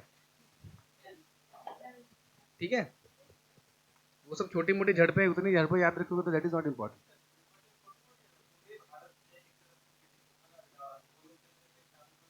हाँ, बंगाल से ही, बंगाल से चंद्रनगर से उनकी स्टार्टिंग में झड़प होती है और वो चले जाते हैं। ठीक है, लेकिन साउथ में तो प्रेजेंट रहता ही उनका मसूलीपट्टनम में, बिल्कुल रहता है, तभी तो आगे बढ़ते हैं। और इसी बीच में क्या करते हैं वो, इसी बीच में तो 3 लड़ाई लड़ते हैं फ्रांस के साथ। मुगल से दुश्मन तो क्या हुआ, जैसे ही औरंगजेब खत्म हो गया, बंगाल में शासन किसका है? औरंगजेब के जाने के बाद किसका रह गया? फारूक सियार का नहीं, बंगाल डायनेस्टी कौन सी थी? मुर्शिद कुली खान, याद आया कुछ? है ना। फिर सैफुद्दीन, सरफराज खान, अलीवर्दी खान। वो केवल कहते हैं कि हम मुगल एम्पायर के पार्ट है, लेकिन इंडिपेंडेंटली वो खुद ही यूज कर रहे हैं। आई बात समझ में? ये इतना कोई कम्युनिकेशन चैनल नहीं था कि औरंगजेब को आज अभी बुला, अभी बोलता औरंगजेब को। वो औरंगजेब को बोलते बोलते 3 दिन 4 दिन लग जाते थे। एंड इवन उसको फायदा क्या हो रहा है? Everybody was corrupt at that time, people were looking at their own interest, कि बोलने से मुझे क्या मिलेगा, बदले में तू ही मुझे देते 5%।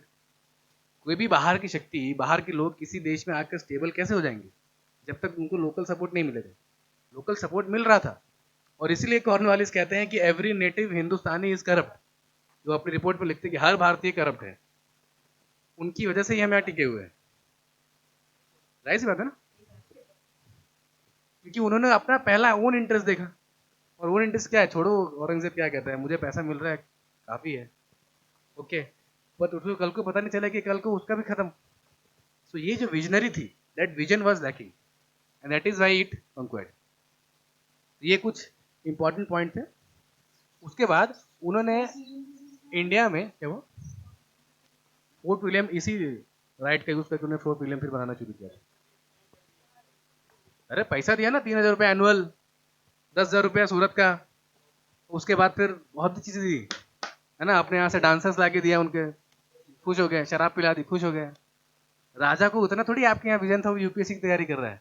आपको क्या लगता है उस वक्त के राजा कितने पढ़े लिखे होते होंगे?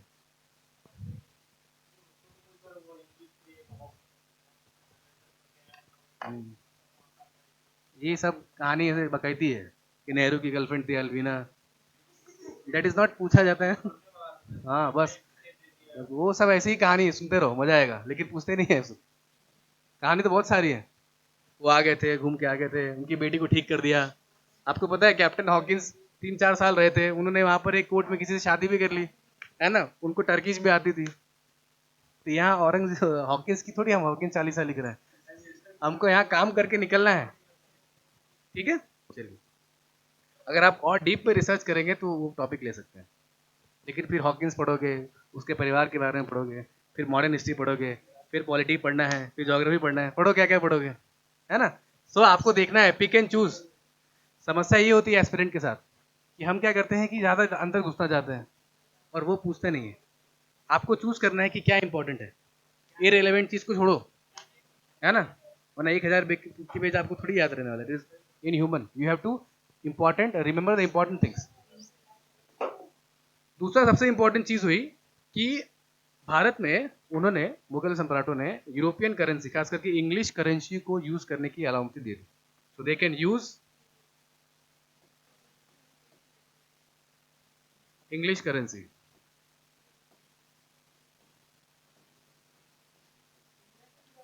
यस, इंडिया के अंदर, फरमान इंडिया के अंदर है तो यही होगा ना।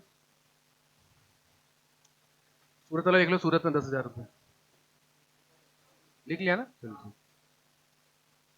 तो इसीलिए इन फरमान को मैग्ना कार्टा कहा गया। अब क्लियर है बात? हाँ, इससे ज्यादा आप लिख भी नहीं सकते और उससे ज्यादा आगे आप भी नहीं लिख सकते। कहाँ दिया फिर, सूरत में कौन पैसा लेगा, किसको देना है ना? पासवर्ड क्या था उसका, जीएसटी कम्युनिटी।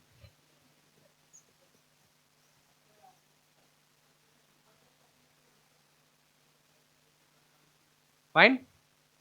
तो इंग्लिश के एडवांटेज क्या हुए? 2 फरमान। दूसरा बॉम्बे, जो उनको कैसे मिला है? और पोर्चुगीज की घटती हुई ताकत।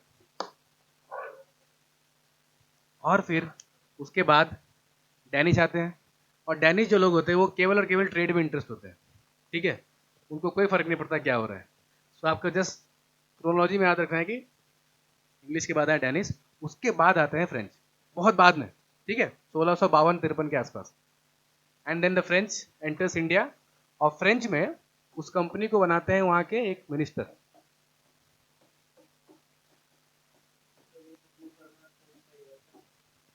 सत्रह सत्रह लास्ट वाला इंपॉर्टेंट है, वो लिखो। नहीं नहीं, अलग अलग निकले थे, अलग अलग राजाओं ने अलग अलग समय पे दिए थे, बट 1717 जो सेकंड फरमान है फारूक सियार वाला, वो इंपॉर्टेंट है।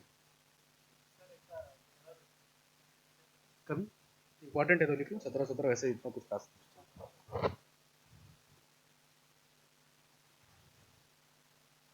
ठीक है।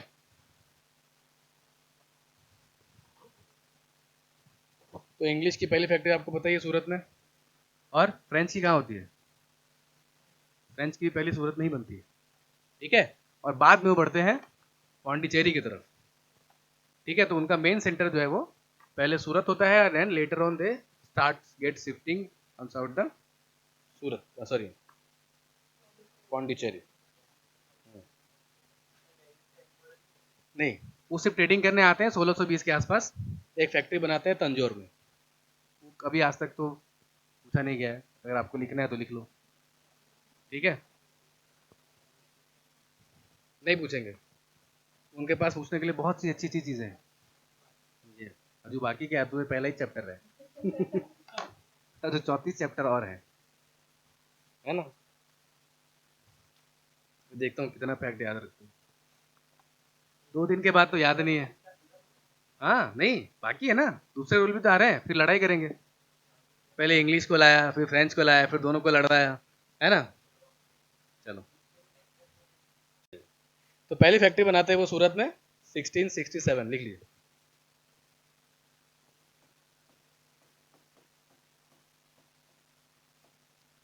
उसके बाद मसूलीपट्टनम में,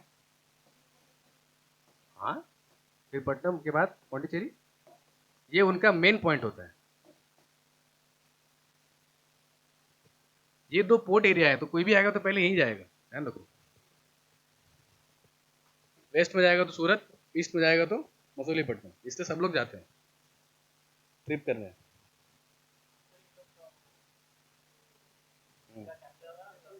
पौंडीचेरी आते हैं, सब आएंगे, वेट, पहले तो सिस्टम आ रहे हैं धीरे धीरे।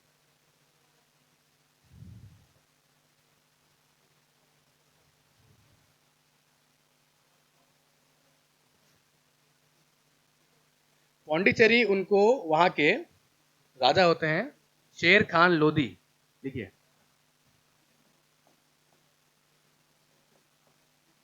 शेर खान लोधी, जो कि वली कोंडापुरम के राजा होते हैं, वो उनको पौंडीचेरी में बसने की और ट्रेड करने की इजाजत देते हैं। ये important question. Sher Khan Lodhi, who is the nawab of Valikondapuram, gives the permission of the French to trade and to set up a factory in Pondicherry.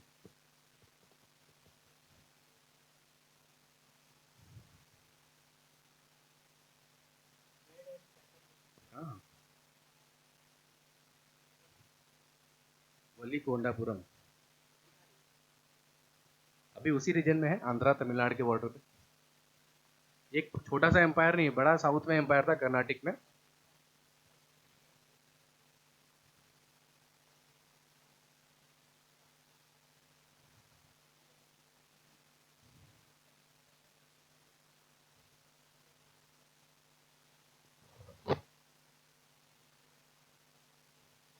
लिख लिया आपने? हाँ, तो वहाँ के लोकल सुल्तान थे। हाँ हाँ, वहाँ के जो लोकल नवाब होते थे उनसे लेते थे, लेकिन ऑल इंडिया परमिट नहीं था इनके पास। हम्म। हम्म। ये पहला चैप्टर से बहुत कम चीज़ें आती हैं। वो तो आपका बैकग्राउंड अच्छा हो इसलिए बता रहा हूँ, अगर निकल जाने वाला। क्लियर है यहाँ तक? Trading and setting up a factory, simple.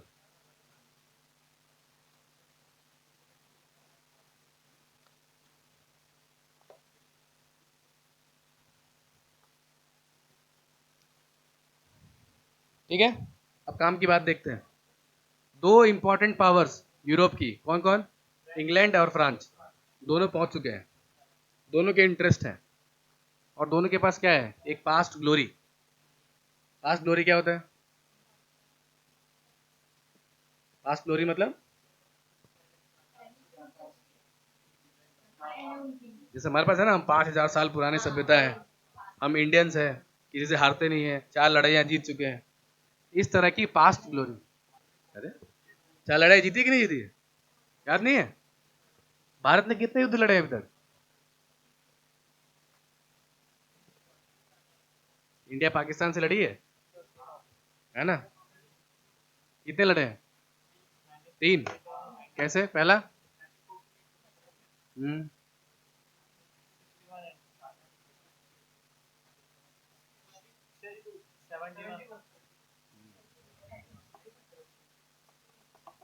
एक आजादी का टाइम लड़ी है, 47 48। दूसरा 65, भूल गए? यहीं से हुआ था, गुजरात से शुरू हुआ था, कच्छ भुज बॉर्डर से। ठीक है, और फिर 71, और फिर 1999। जिसको पाकिस्तान वॉर नहीं मानता, लेकिन हम तो मानते, जीत गए। ठीक है, 4 5 कहां से हुए? तो कैसे पुलिस में भर्ती कर, दिख ही नहीं रहा तेरे को? अच्छा अच्छा, नहीं वो क्या है कि वॉर ऐसा थोड़ी कि खत्म कर लेना एक ही साल में, तो लंबा भी चल सकता है ना। शुरू होता है 47 के लास्ट लास्ट में, और उसके बाद 48 तक खिंचता है। और हमारे प्रधानमंत्री जी चले जाते हैं यूएनओ में, बोलते हैं कि पीस करवाओ। तो पीस क्या होता है? कश्मीर का ही पीस पीस हो जाता है, आधा उधर आधा इधर। ठीक है, चारों जीते ना, हम थोड़ी बोलेंगे हार गए। लेकिन डिसाइसिव, जिसमें डिसाइसिव विक्ट्री हुई, किसमें हुई? 1971, 1971 की लड़ाई। 90,000 सैनिक को हमने बंदी बना लिया था पाकिस्तान के। आ रही बात समझ में? मतलब वर्ल्ड वॉर 2 के बाद इतने ज्यादा सैनिक दुनिया में के इतिहास में कभी भी बंदी नहीं बने हैं, ये रिकॉर्ड है। वो तो फिर शिमला पे, हाँ। दूसरा क्या हुआ था कि पहली बार किसी देश ने बाकायदा लिख कर हार मानी थी। तो कोई पाकिस्तानी आपके सामने ज्यादा उछल रहा हो तो उसको दिखा देना कि बाकायदा तुमने हार मानी है, साइन करके कि मैं हार मानता हूँ। ऐसा कभी नहीं हुआ है सेकेंड वर्ल्ड वॉर के बाद। ठीक है, दे सरेंडर्ड, मतलब 90,000 सैनिकों ने बाकायदा सरेंडर किया, और हमने क्या किया? छोड़ दिया, बिकॉज वी आर राजपूत। जाओ, माफ किया, है ना? उसी वक्त कश्मीर ले लेना चाहिए था। क्या था? कुछ नहीं, कुछ नहीं है, खाली एक शिमला एग्रीमेंट किया था बस। शांति वांति कुछ नहीं, बोला कि एक दूसरे के इंटरनल मैटर में इंटरफेयर नहीं करेंगे, और कश्मीर जो है वो बायलेटरल मामला रहेगा। मतलब किसी और को हम इसमें ना तुम बुलाओगे ना मैं बुलाऊंगा, और ना मैं बुलाऊंगा तो तुम मानोगे, ना तुम बुलाओगे तो मैं मानूंगा। एक ही अचीवमेंट है यहाँ से। कि कश्मीर जो पहले बार बार वो पाकिस्तान यूएसए के पास भाग जाता था, तो वो नहीं जा सकता है, लेकिन फिर भी तो जाता ही है ना, काम तो वो करते ही, तो कहाँ मान रहे हैं? तो हमको कुछ नहीं है, अब क्या हो गया? जो उनके पास है वो तो है ही ना, हम कहाँ मिल गया हमको? जितने मिला उतने में खुश रहो, है ना? ऐसा स्टेटमेंट बोलना नहीं, बाहर निकाल दी जाओगे बस। ठीक है, एक ऑफिसर की क्या होती है, इवन इंटरव्यू में एक व्यक्ति थे जो कह रहे थे कि अफगानिस्तान, आपको पता है अफगानिस्तान हमारा पड़ोसी है, कैसे लगता है? थेरेटिकली, प्रैक्टिकली नहीं। प्रैक्टिकली क्या है कि वो पीओके का पार्ट है, तो हमारे पास अभी रहा ही नहीं। लेकिन आपको ये स्टैंड लेना है कि हमारा पड़ोसी है, वहीं पहले तुम्हें खुद इंडिया के ऑफिसर ही मान लेंगे कि हमारा है ही नहीं, तो वो क्या दूसरा तुमको देगा? तो ये इंटरनेशनल रिलेशंस में बहुत ध्यान रखना होता है इन सारी चीज़ों को। ठीक है, और ये आपको स्वीपिंग स्टेटमेंट नहीं देना है, इट इज़ आवर लैंड, है ना, वो है ही, हमारा ही है। एंड इट इज, इसको क्या कहते हैं हम लोग? पीओके। उसका नाम बदल के क्या हो गया? पीओजेके हो गया है, पाकिस्तान ऑक्युपाइड जम्मू कश्मीर। केवल कश्मीर क्यों, जम्मू कश्मीर, पूरा जगह का नाम जम्मू कश्मीर। आई बात समझ में? और वो लोग क्या कहते हैं? नहीं, वो लोग कहते हैं आज़ाद कश्मीर। हाँ, वो हमारा जो छूट गया उसको वो लोग आयोजे के कहते हैं, हम पीओ के। और बीच में लाइन क्या है, इसका मतलब क्या होता है? क्या ये बॉर्डर है? बॉर्डर और इसमें क्या फर्क है? नहीं, ऐसा नहीं है, थोड़ा और है। वो छोड़ो, वो तो हम पूछे ही नहीं, तुम लोग जो पूछा उसका आंसर दो ना। मुझे पता है तुम लोग को बहुत जानकारी है, पूछता हो तो आंसर नहीं आता है। हैं? बॉर्डर और एलओसी में क्या फर्क है?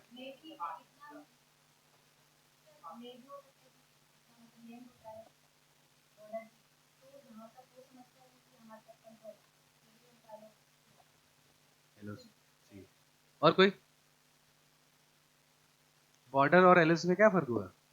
बॉर्डर ये होता है कि जो ऑफिशियल है, हमने मान लिया है कि हाँ ये तुम्हारा ही है और ये मेरा ही है, ठीक है, ये इंडिया है और ये पाकिस्तान, दोनों ने एक्सेप्ट किया हुआ है कि हाँ ठीक है, इतना तुम्हारा इतना मेरा।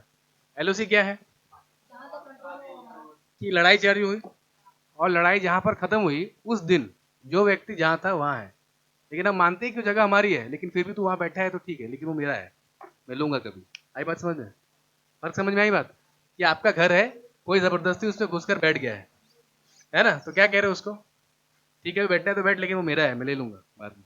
इस तरह से, यानी कि क्या? Because of power. हाँ, चाइना वाला तो अलग ही मैटर है। यहाँ पे क्या है कि लाइन ऑफ कंट्रोल, ये कंट्रोल है, यानी कि इस लाइन तक तुम्हारा कंट्रोल, इस लाइन तक मेरा कंट्रोल। इसका मतलब ये नहीं कि ये तुम्हारा है तो मेरा ही, और ये कहता है कि नहीं ये मेरा है। तो जैसे ही ये इंटरनेशनल बॉर्डर बन जाएगा तो कोई डिस्प्यूट ही नहीं रहेगा।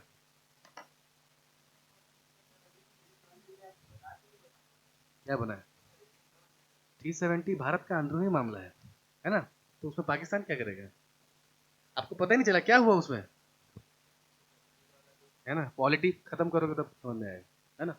कश्मीर वाले लोगों को समझ नहीं आया क्या हो रहा था, 370 क्या था, बता सकता है कोई? कोई, किसी को पता ही नहीं है। देश के युवा को नहीं पता है, सोचो गांव में बैठे आदमी को क्या पता चलेगा? उस पर लोग वोट ले लेते हैं 370, मोदी जी क्यों अच्छे है तो उसने 370 किया, तो क्या है 370 वो पता नहीं। बोलो।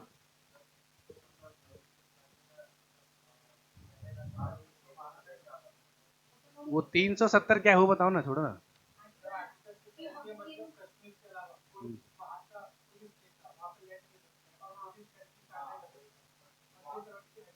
संविधान में लिखा है 370? कहीं लिखा था? पढ़ा है आपने?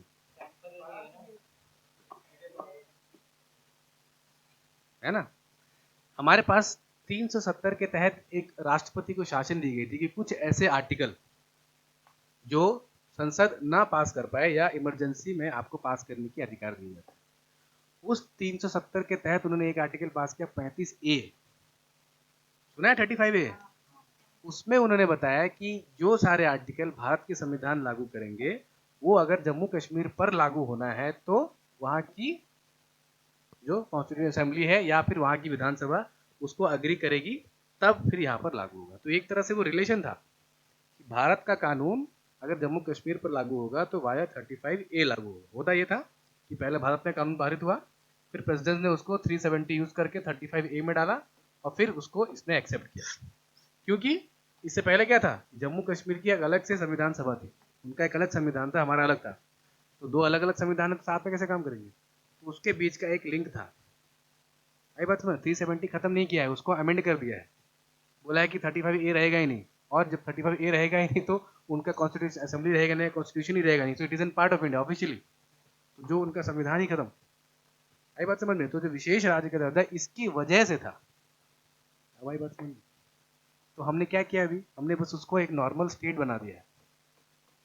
बाकी स्टेट के जैसा तुम भी एक नॉर्मल स्टेट हो। जमीन वहां खरीद सकते थे, क्योंकि वहां इसलिए नहीं खरीद सकते थे क्योंकि वहां की संविधान सभा ने या वहां के जो असेंबली है उसने ऐसा नियम बनाया कि हम बाहर वाले को जमीन नहीं देंगे खरीद।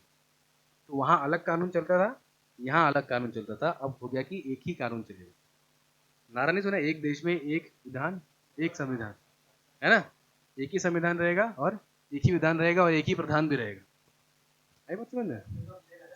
हाँ, अच्छा सा फ्लैग था वो, कबूतर वाला, डब वाला। आई बात समझ में? वैसे ही नागालैंड का भी एक फ्लैग है, आपको पता है? हम्म। तो जो लोग नेहरू को क्रिटिसाइज करते हैं कश्मीर के मामले में, उसको नेहरू को थैंक यू बोलना चाहिए नागालैंड के मामले। इतना कॉम्प्लिकेटेड मामला था, कितने दक्षता से कितनी शांति से बात करके नागालैंड को अभी तक हमने बचा के रखा हुआ है। और अभी भी कुछ कुछ वहां पर मूवमेंट चलते रहते हैं कभी कभी। तो जो लोग, आपको कोई मिल जाए अति राष्ट्रवादी और नेहरू को 3-4 गालियां दे रहा हो, तो उसको बोला कि नागालैंड के बारे में कुछ जानते हो, है ना? Same problem, just like Kashmir. आपको पढ़ाएंगे जब इंटरनल सिक्योरिटी होगी तो उसमें डिटेल बताएंगे। जो प्रॉब्लम कश्मीर में थी वही प्रॉब्लम नागालैंड में, है ना? तो 3 इंग्लिश और फ्रांस आते हैं बीच में और 3 लड़ाइयाँ लड़ते हैं। पहली लड़ाई लड़ते हैं फर्स्ट बैटल। देखो इसमें से क्वेश्चन आपको आते हैं बेसिकली 3 चीजें कि लड़ाई में पहली बात तो एडवांटेजेस कौन रहा, दूसरा वो एंड कैसी हुई। ठीक है, तो लिखिए फर्स्ट बैटल हुआ, इसको कर्नाटिक वॉर्स भी कहते हैं, 1740 से लेकर 1748 के बीच में। एंग्लो फ्रेंच वॉर या कर्नाटिक वॉर तो भी लिख सकते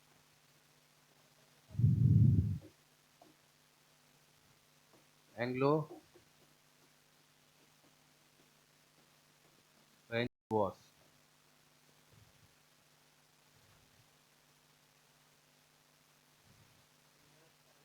सेवनटीन फोर्टी टू 1748।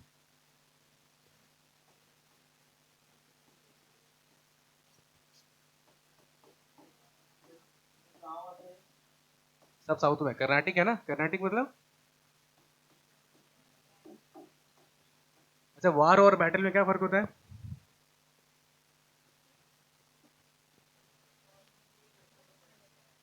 बोलिए बोलिए, ठीक बोल रहे हैं। क्या होती है वार में? पूरी प्रजा होती है, सब लोग लड़ रहे हैं, चलो। नहीं,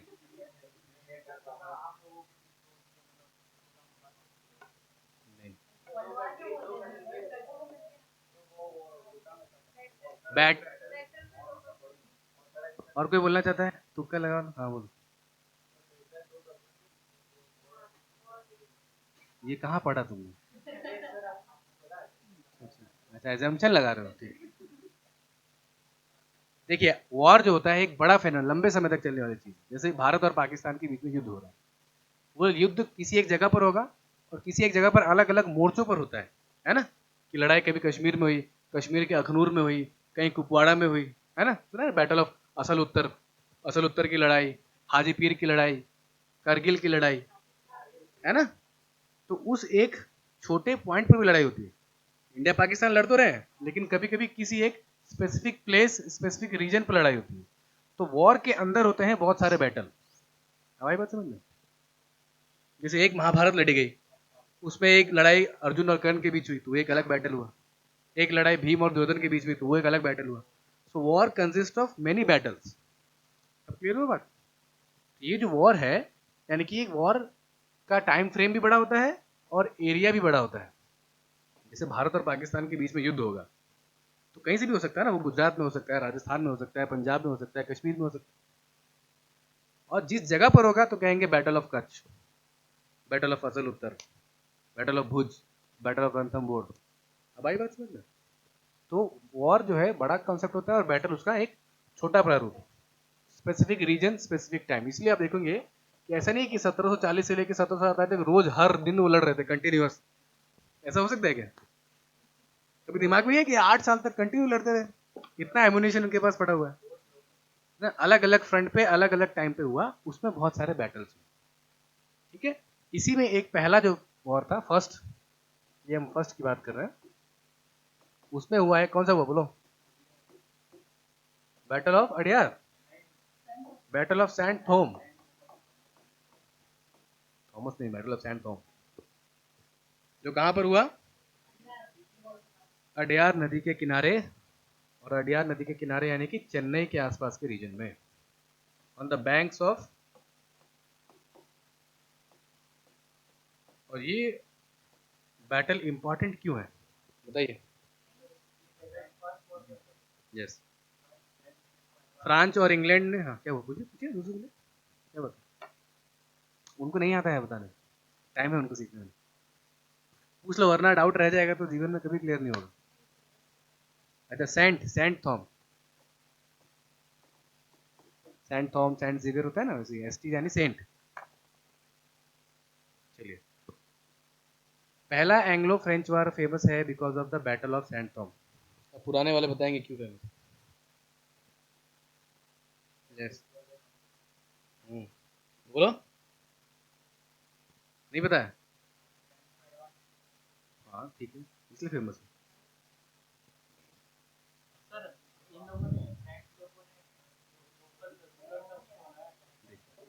गुड पॉइंट।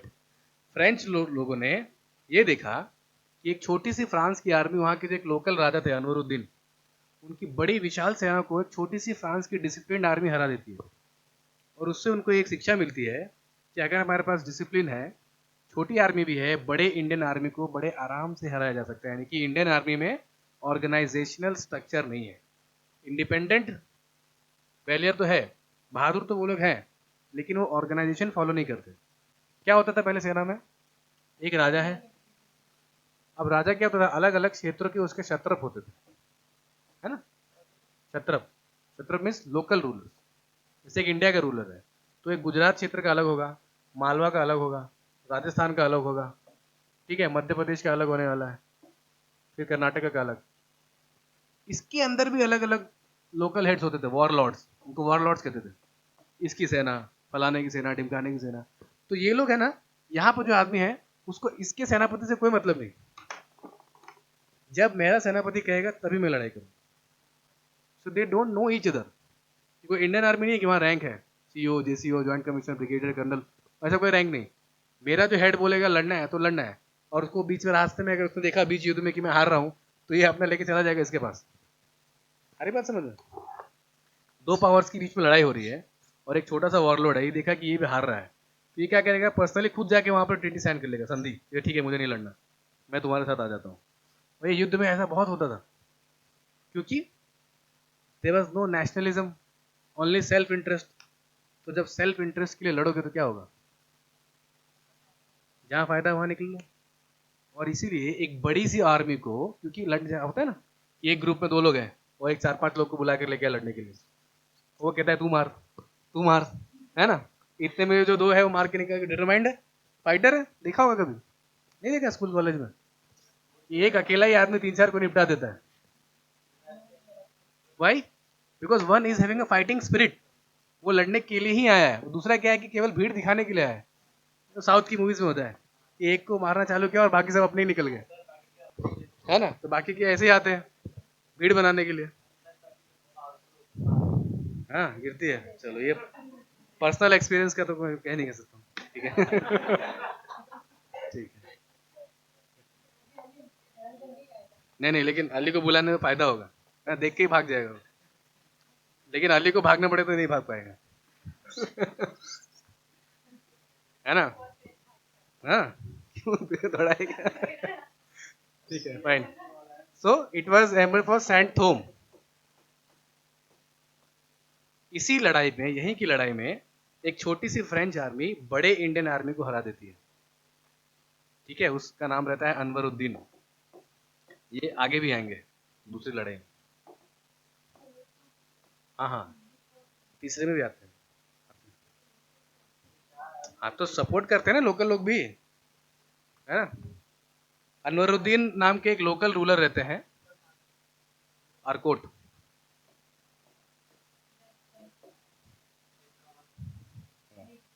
नीचे साउथ में, चेन्नई के पास। इनके बीच में फ्रांसिसियो और अनवरुद्दीन जो कि इंग्लिश के साइड में रहते हैं, उनकी सेना से बीच में लड़ाई होती है और देखते हैं कि एक छोटी सी आर्मी बड़े इंडियन आर्मी को हरा सकती है, यानी कि दैट इज़ वेरी इंपॉर्टेंट। और वहीं से इंग्लिश हो या फ्रेंच, दोनों को एक बात चलती है कि हम अगर अपनी स्ट्रैटेजी को अच्छा रखें तो आगे चलकर हम इन इंडियन लोगों पर रूल कर सकते हैं। That is why it is famous. अरे यार, देखो इंग्लिश और फ्रेंच की लड़ाई हो रही है, तो इंग्लिश ने अनवरुद्दीन से हेल्प मांगी। आई बात समझ में। और फिर जब इनकी सेनाओं के बीच में अलग अलग बैटल होते थे ना, लड़ाई के फ्रंट अलग अलग हो रहे हैं, तो किसी एक फ्रंट पर अनवरुद्दीन की सेना ने फ्रेंच की सेना से लड़ाई की और वो हार गए, बड़ी सेना होने के बावजूद। हवाई बस में।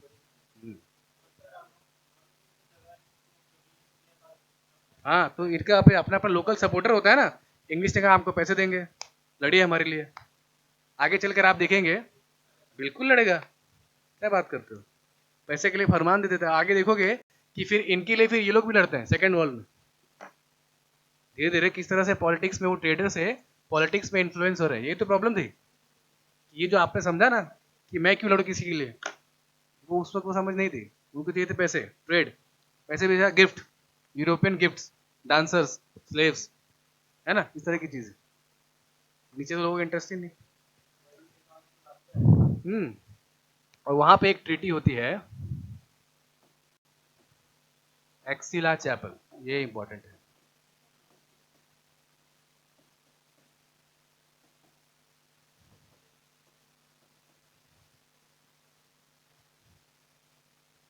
फ्रेंच और इंग्लिश के बीच में, जहां पर फ्रेंच जो है वो एडवांटेजियस साइड पर रहते हैं। नहीं, वॉर खत्म हो जाती है जब ट्रीटी हो गई, तो वॉर खत्म। जीतना हारना नहीं, यहाँ पर होता है एडवांटेजेस। जैसे मेरे पास 150 रुपए है और मैं लड़ने के लिए गया हूँ, कुछ जमीन है, कुछ टैंक है, सामने वाले के पास भी उतना ही है। जब वॉर खत्म होते होते सामने वाला कंगाल हो गया और मैं फिर भी थोड़ा सोचा हूँ, ऐसा नहीं कि मैंने उसको मार के खत्म कर दिया, एलिमिनेट, ऐसा नहीं होता है। ठीक है। चेस, चेस का गेम खेला ना आपने, मरता है कि नहीं किंग? किंग मर जाता है। किसने मारा है किंग को चेस में? चेक एंड मेट होता है ना, कि अब तुम कहीं नहीं जा सकते। तो चेक है और मेट यानी बंदी बना ले, तो राजा को बंदी बनाया जाता है, मारा नहीं जाता है ना। क्या हुआ, किसने मार दिया था राजा को? है, अच्छा अच्छा। हाँ बच्चे में खेलते थे तो मार दिया करते थे, है ना। चलिए, महाभारत में भी है। वो कहते हैं कि हम युधिष्ठिर का वध नहीं करेंगे, लेकिन उसको बंदी बना सकते हैं। समझो वहां की इंडिया की नीति है। क्योंकि जैसे ही राजा बंदी हो जाएगा तो उसका तो स्टेट तो ऑलरेडी हमारे अंदर आ गया, तो लड़ने की क्या जरूरत है। I getting point. इसलिए कभी राजा डायरेक्टली तो वॉर में उतरते भी नहीं थे। उसका दूसरा रीजन था कि वो लड़ना चाहते भी नहीं थे। ठीक है, वो बेचारा डांस देख देख के खा पी के मस्त है, उससे क्या फर्क पड़ता। कभी उसने ट्रेनिंग भी नहीं ली, बेचारे ने तलवार भी नहीं उठाई अभी। यहाँ पर जो है फ्रेंच होते हैं on the advantageous side. Clear. फिर होता है सेकंड,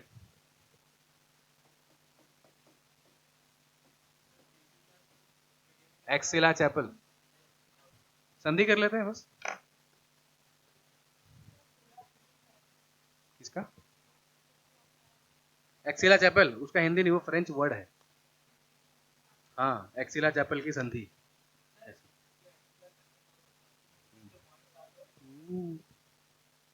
बस ये दोनों आपस में बीच का संधि कर लेते हैं। उसके कुछ शिप्स वो दे देता है, उसकी शिप्स छू लेता है।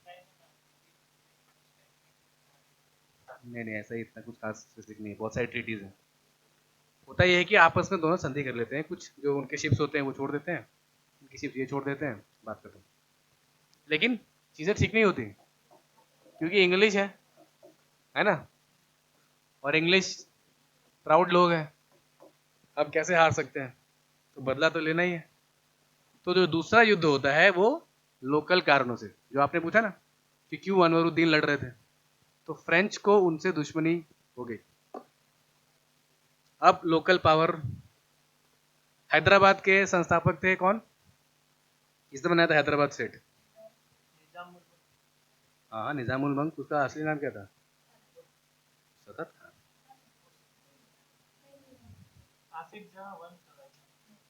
असफ जहां, असफ जहां, अशरफ नहीं, असफ अलग है। अशरफ, अजलफ, असफ।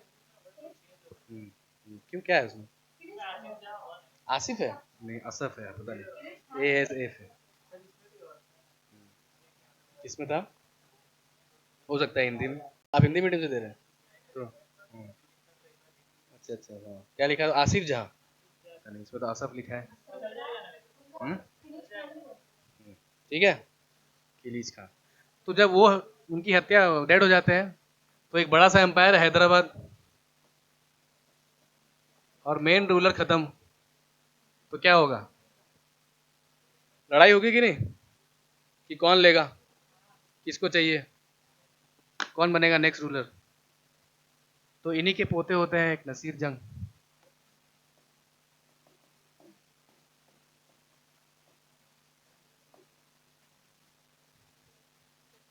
और इनका विरोध करते हैं इन्हीं के एक ताऊजी मुजफ्फर जंग, है ना। ये मैं बताऊंगा कैसे याद रखना है, पहले सुन लो। हम्म।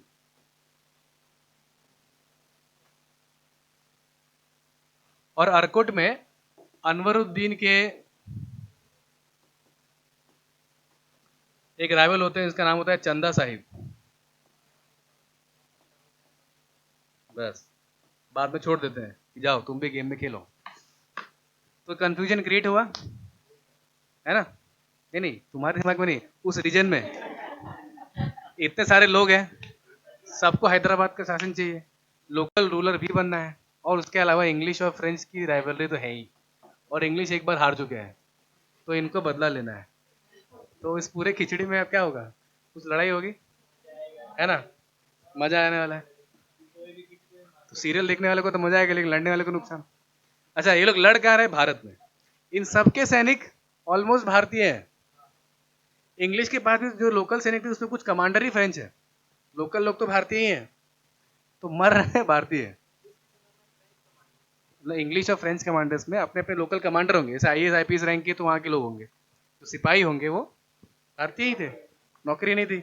यहाँ तुरंत आर्मी की भर्ती निकालो तो भीड़ लग जाती है, तो वैसे वहाँ भीड़ लग गई, तो खुद ही लड़ रहे हैं अपने। तो नुकसान किसका हो रहा है? भारत। रिसोर्स किसका वेस्ट हो रहा है? भारत। मजा किसको आ रहा है? आप लोगों को। ठीक है, नहीं बदल सकते तो सीखो। हिस्ट्री पढ़ने का बेसिक रीजन क्या होता है? सेकंड वर्ड का 48 से शुरू हो जाता है, सॉरी 49 से, 49। 49 किसके, किसमें? हाँ हाँ, नहीं समय है ना, समय है, समय लगता है उसमें। टीटी के एक समय बाद उसको समय देते हैं आराम से। दूसरा होता है 49 से 54, वैसे ये इंपॉर्टेंट नहीं है लेकिन जान लीजिए। चलिए, उसमें होता है क्या है, तो रीजन क्या है? लोकल, ध्यान रखना है। पहले वाले में रीजन क्या था? European regions. यहाँ है लोकल, और याद ऐसे रखना है, CDM वर्सेस, बताओ पुराने लोग, चंदा साहिब, और ये फ्रेंच के गवर्नर थे डुप्लिक्स। ये इसका ही दिमाग था, चाहता ही था ये लड़ना, और इंग्लिश को भी मौका चाहिए था। और एम से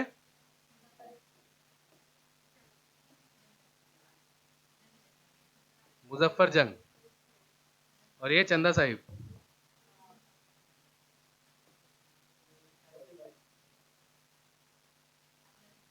डुप्लेक्स यानी फ्रेंच, हाँ।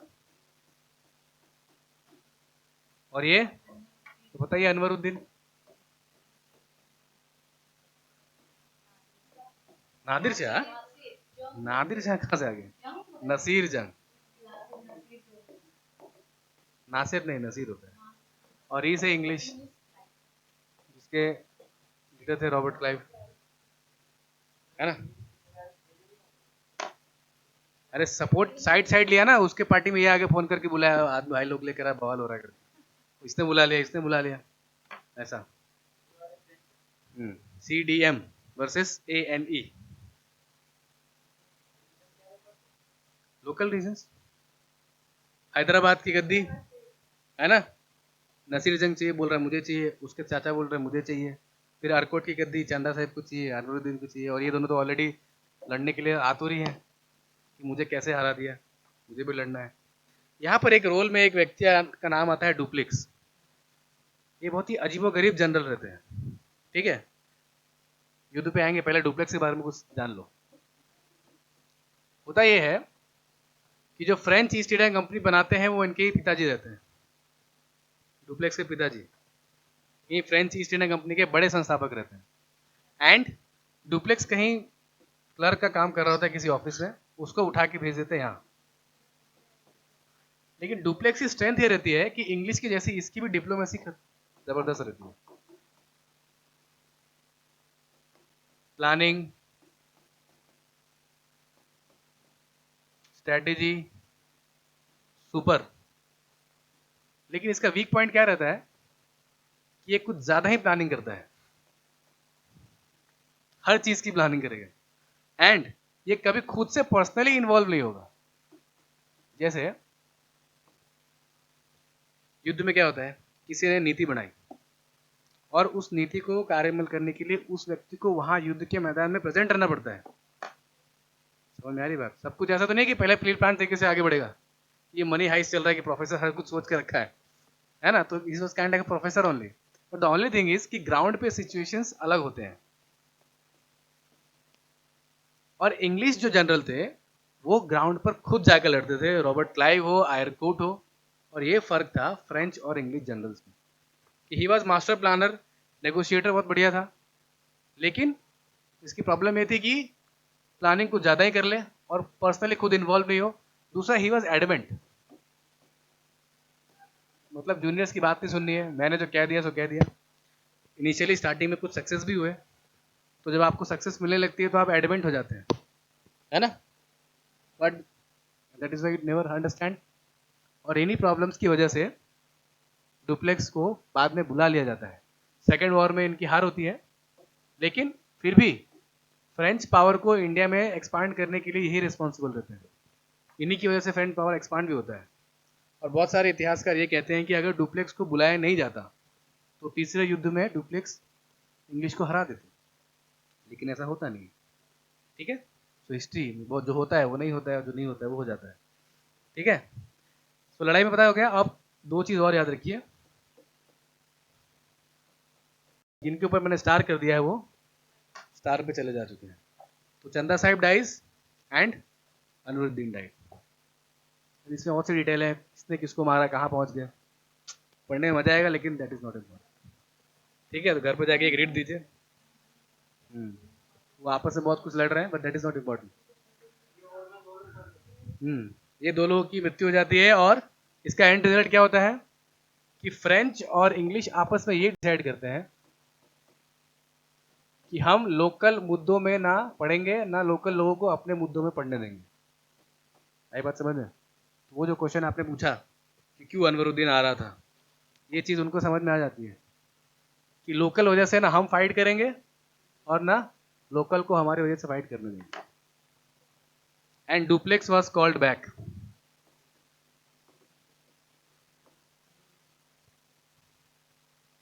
नहीं लिखा था पीछे वाला?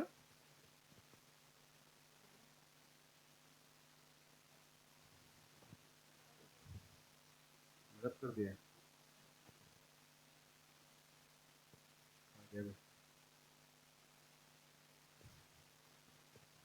लिख लो।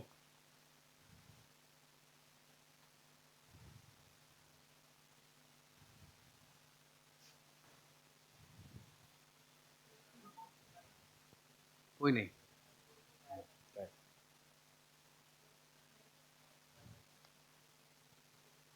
ठीक है, नहीं उतनी कुछ इम्पोर्टेंट ट्रीटी नहीं होती है, आपस में ये डिसाइड कर लेते हैं कि हम लोकल मुद्दों में नहीं लड़ेंगे और लोकल लोगों को इंटरफेयर नहीं करेंगे। लेकिन ये भी एक परमानेंट ही होता है, सॉरी टेम्पररी ही होता है, क्योंकि इनके बीच में राइवलरी बहुत पुरानी है, इंग्लैंड और फ्रांस के बीच में। And that leads to third and final war between English and French.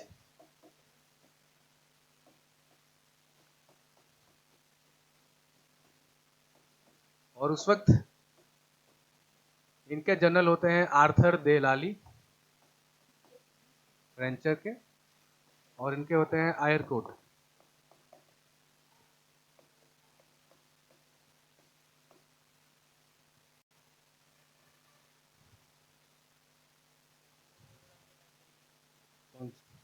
हाँ आयरकोट बिल्कुल। यस यस, बोलते तुम्हारे वजह से इतना नुकसान हो गया, हम लोग हार गए। कौन?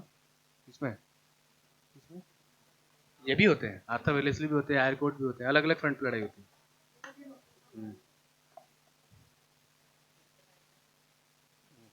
लिखना तो लिख लो, 1758 से 63 बस, नहीं। थर्ड 63।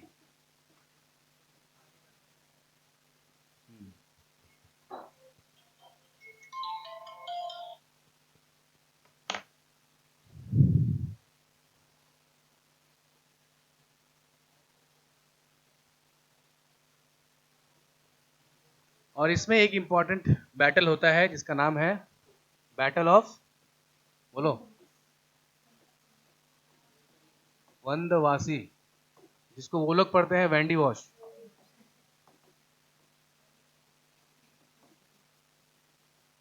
यहाँ पर फ्रेंच बुरी तरह से हार जाते हैं, ठीक है। तमिलनाडु में एक जगह है वंदवासी, अगर पूछे तो कभी लिख देना, तमिलनाडु में बहुत ही बुरी तरह से हारते हैं, और फिर वो बोलते हैं कि ठीक है हमको पौंडीचेरी में रहने दो और we will never disturb you.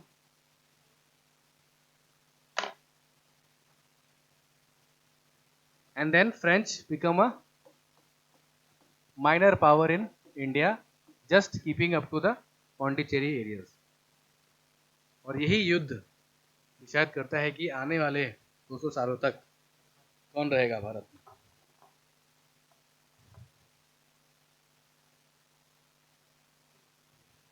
Clear है?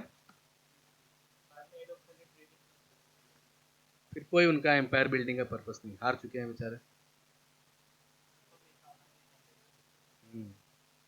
नुकसान ज्यादा हो गया, दूसरा उनका इंटरेस्ट अलग जगह चला जाता है, south east.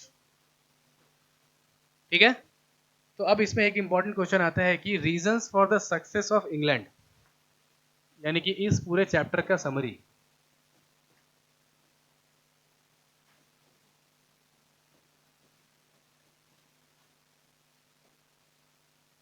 Of English. English क्यों सक्सेसफुल थे, बोलिए। पहला पॉइंट नहीं किया तो लिखिए, non interference in religious issues.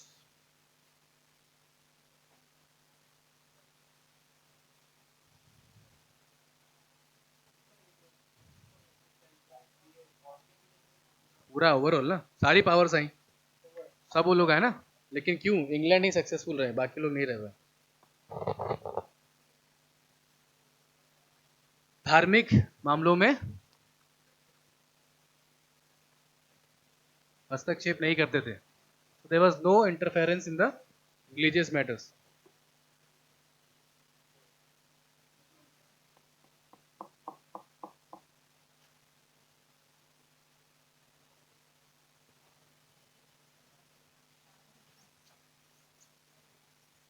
Second is good and smart diplomacy, इनकी डिप्लोमेसी, बेहतरीन कूटनीति।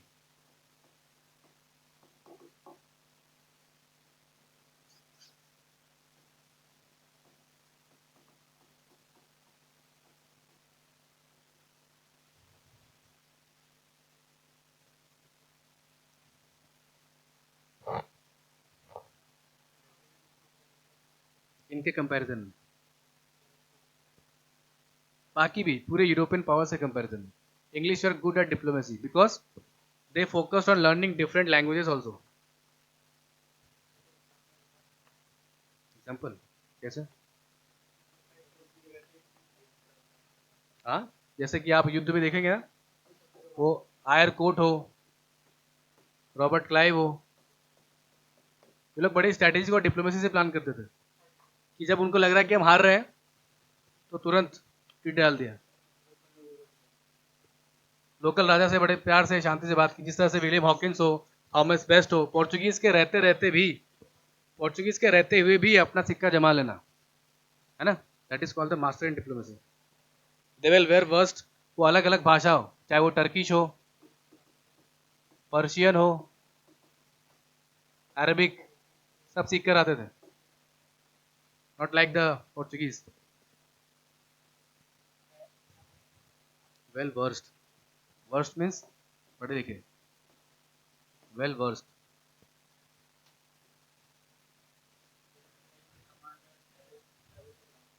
हाँ, physical presence in comparison to the French, बिल्कुल हो सकता है, स्मार्ट हो गए।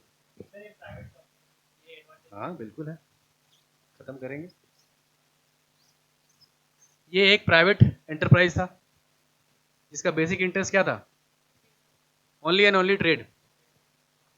दो राइवल कंपनीज को लेकर बना है, यानी दोनों राइवल कंपनीज के इंपॉर्टेंट टैलेंट को पिक एंड चूज किया गया है। तो जो फाइनली जो कंपनी बनती है, जो ऑर्गेनाइजेशन है, that is best organisation structure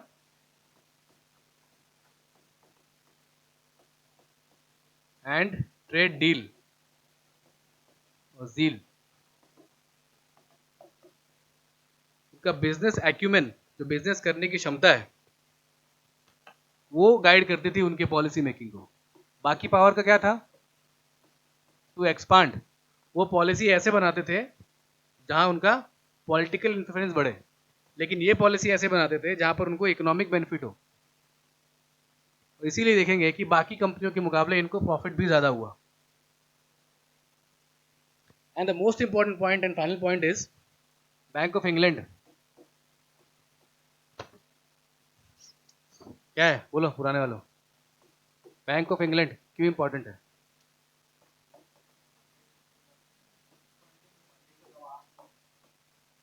funding क्या प्रॉपर वर्ड है, क्या नाम इसका? डेप्ट मनी मार्केट, पढ़ा है कि नहीं? नहीं, नहीं हुआ अभी तक आप लोग?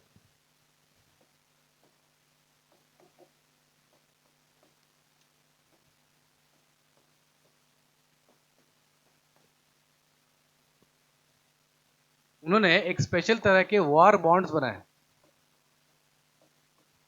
बॉन्ड क्या होता है, कॉमर्स वाले है मोस्टली, क्या होता है बॉन्ड? पेपर होता है, और है ना, kind of an assurance agreement. आपको एक अश्योरेंस दी जाती है, एक पीस ऑफ पेपर जिसकी एक फेस वैल्यू होती है,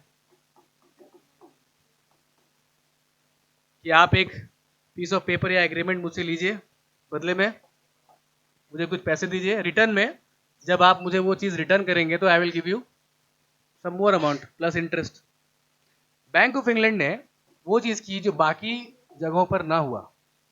उन्होंने एक वॉर बॉन्ड्स शुरू किया, अपने देशवासियों को बॉन्ड बेचा और पैसा इकट्ठा किया। वो पैसा ईस्ट इंडिया कंपनी को लोन में दिया टू फाइट द वॉर। युद्ध लड़ने के लिए क्या चाहिए, पैसा, एसेट, और फिर ईस्ट इंडिया कंपनी ने उसको डबल रेट में वापस भी किया। तो ये जो ऑर्गेनाइजेशन स्ट्रक्चर था बैंक ऑफ इंग्लैंड का, ये बहुत इंपॉर्टेंट रहा उन सारे पॉइंट से, क्योंकि युद्ध लड़ने के लिए चाहिए मनी, इन्वेस्टमेंट। वो चीज़ बैंक ऑफ इंग्लैंड ने उसको एक फाइनेंशियल स्टिमुलस प्रोवाइड किया, जो कि बाकी कंपनियों ने नहीं किया।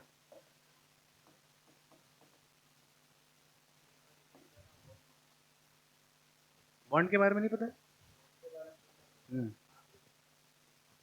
तुमको एक डॉक्यूमेंट दिया जाएगा, है ना, कहा जाएगा कि सर आप ये डॉक्यूमेंट लीजिए 100 रुपीज़ में, और कल या 2 3 4 साल बाद एक रेट, एक टाइम पीरियड डिसाइड कर लिया जाता है, और ये डॉक्यूमेंट फिर से अगर लेकर आओगे तो मैं तुम्हें 110 रुपये दूंगा। तुम्हारा भी फायदा, बैंक को पैसे मिल गए। ये पैसा ईस्ट इंडिया कंपनी के पास गया, उसने लड़ाई की, जीती, वहाँ ट्रेड किया, 1 का 4 कमाया, 1% इसको भी दिया, सबका बेनिफिट। नुकसान किसका? हमारा। पैसे तो हमारे से कमाए, है ना? आई बात समझ में? इसीलिए Bank of England was the most prominent reason behind all this power, and second was the private trade zeal. बाकी सारी कंपनियां गवर्नमेंट या कोऑपरेटिव इंटरप्राइज थी, ये क्या थी? Private company. तो इसके डिसीजन मेकिंग क्या होते थे? खुद बोर्ड ऑफ गवर्नर्स अपने डिसीजन खुद लेते थे और उनको किसी सरकार के प्रति जवाबदेह नहीं होना पड़ता था, नॉट जस्ट लाइक फ्रेंच और पोर्चुगीज। हाँ, ये इंग्लैंड ने ही ये चीज किया।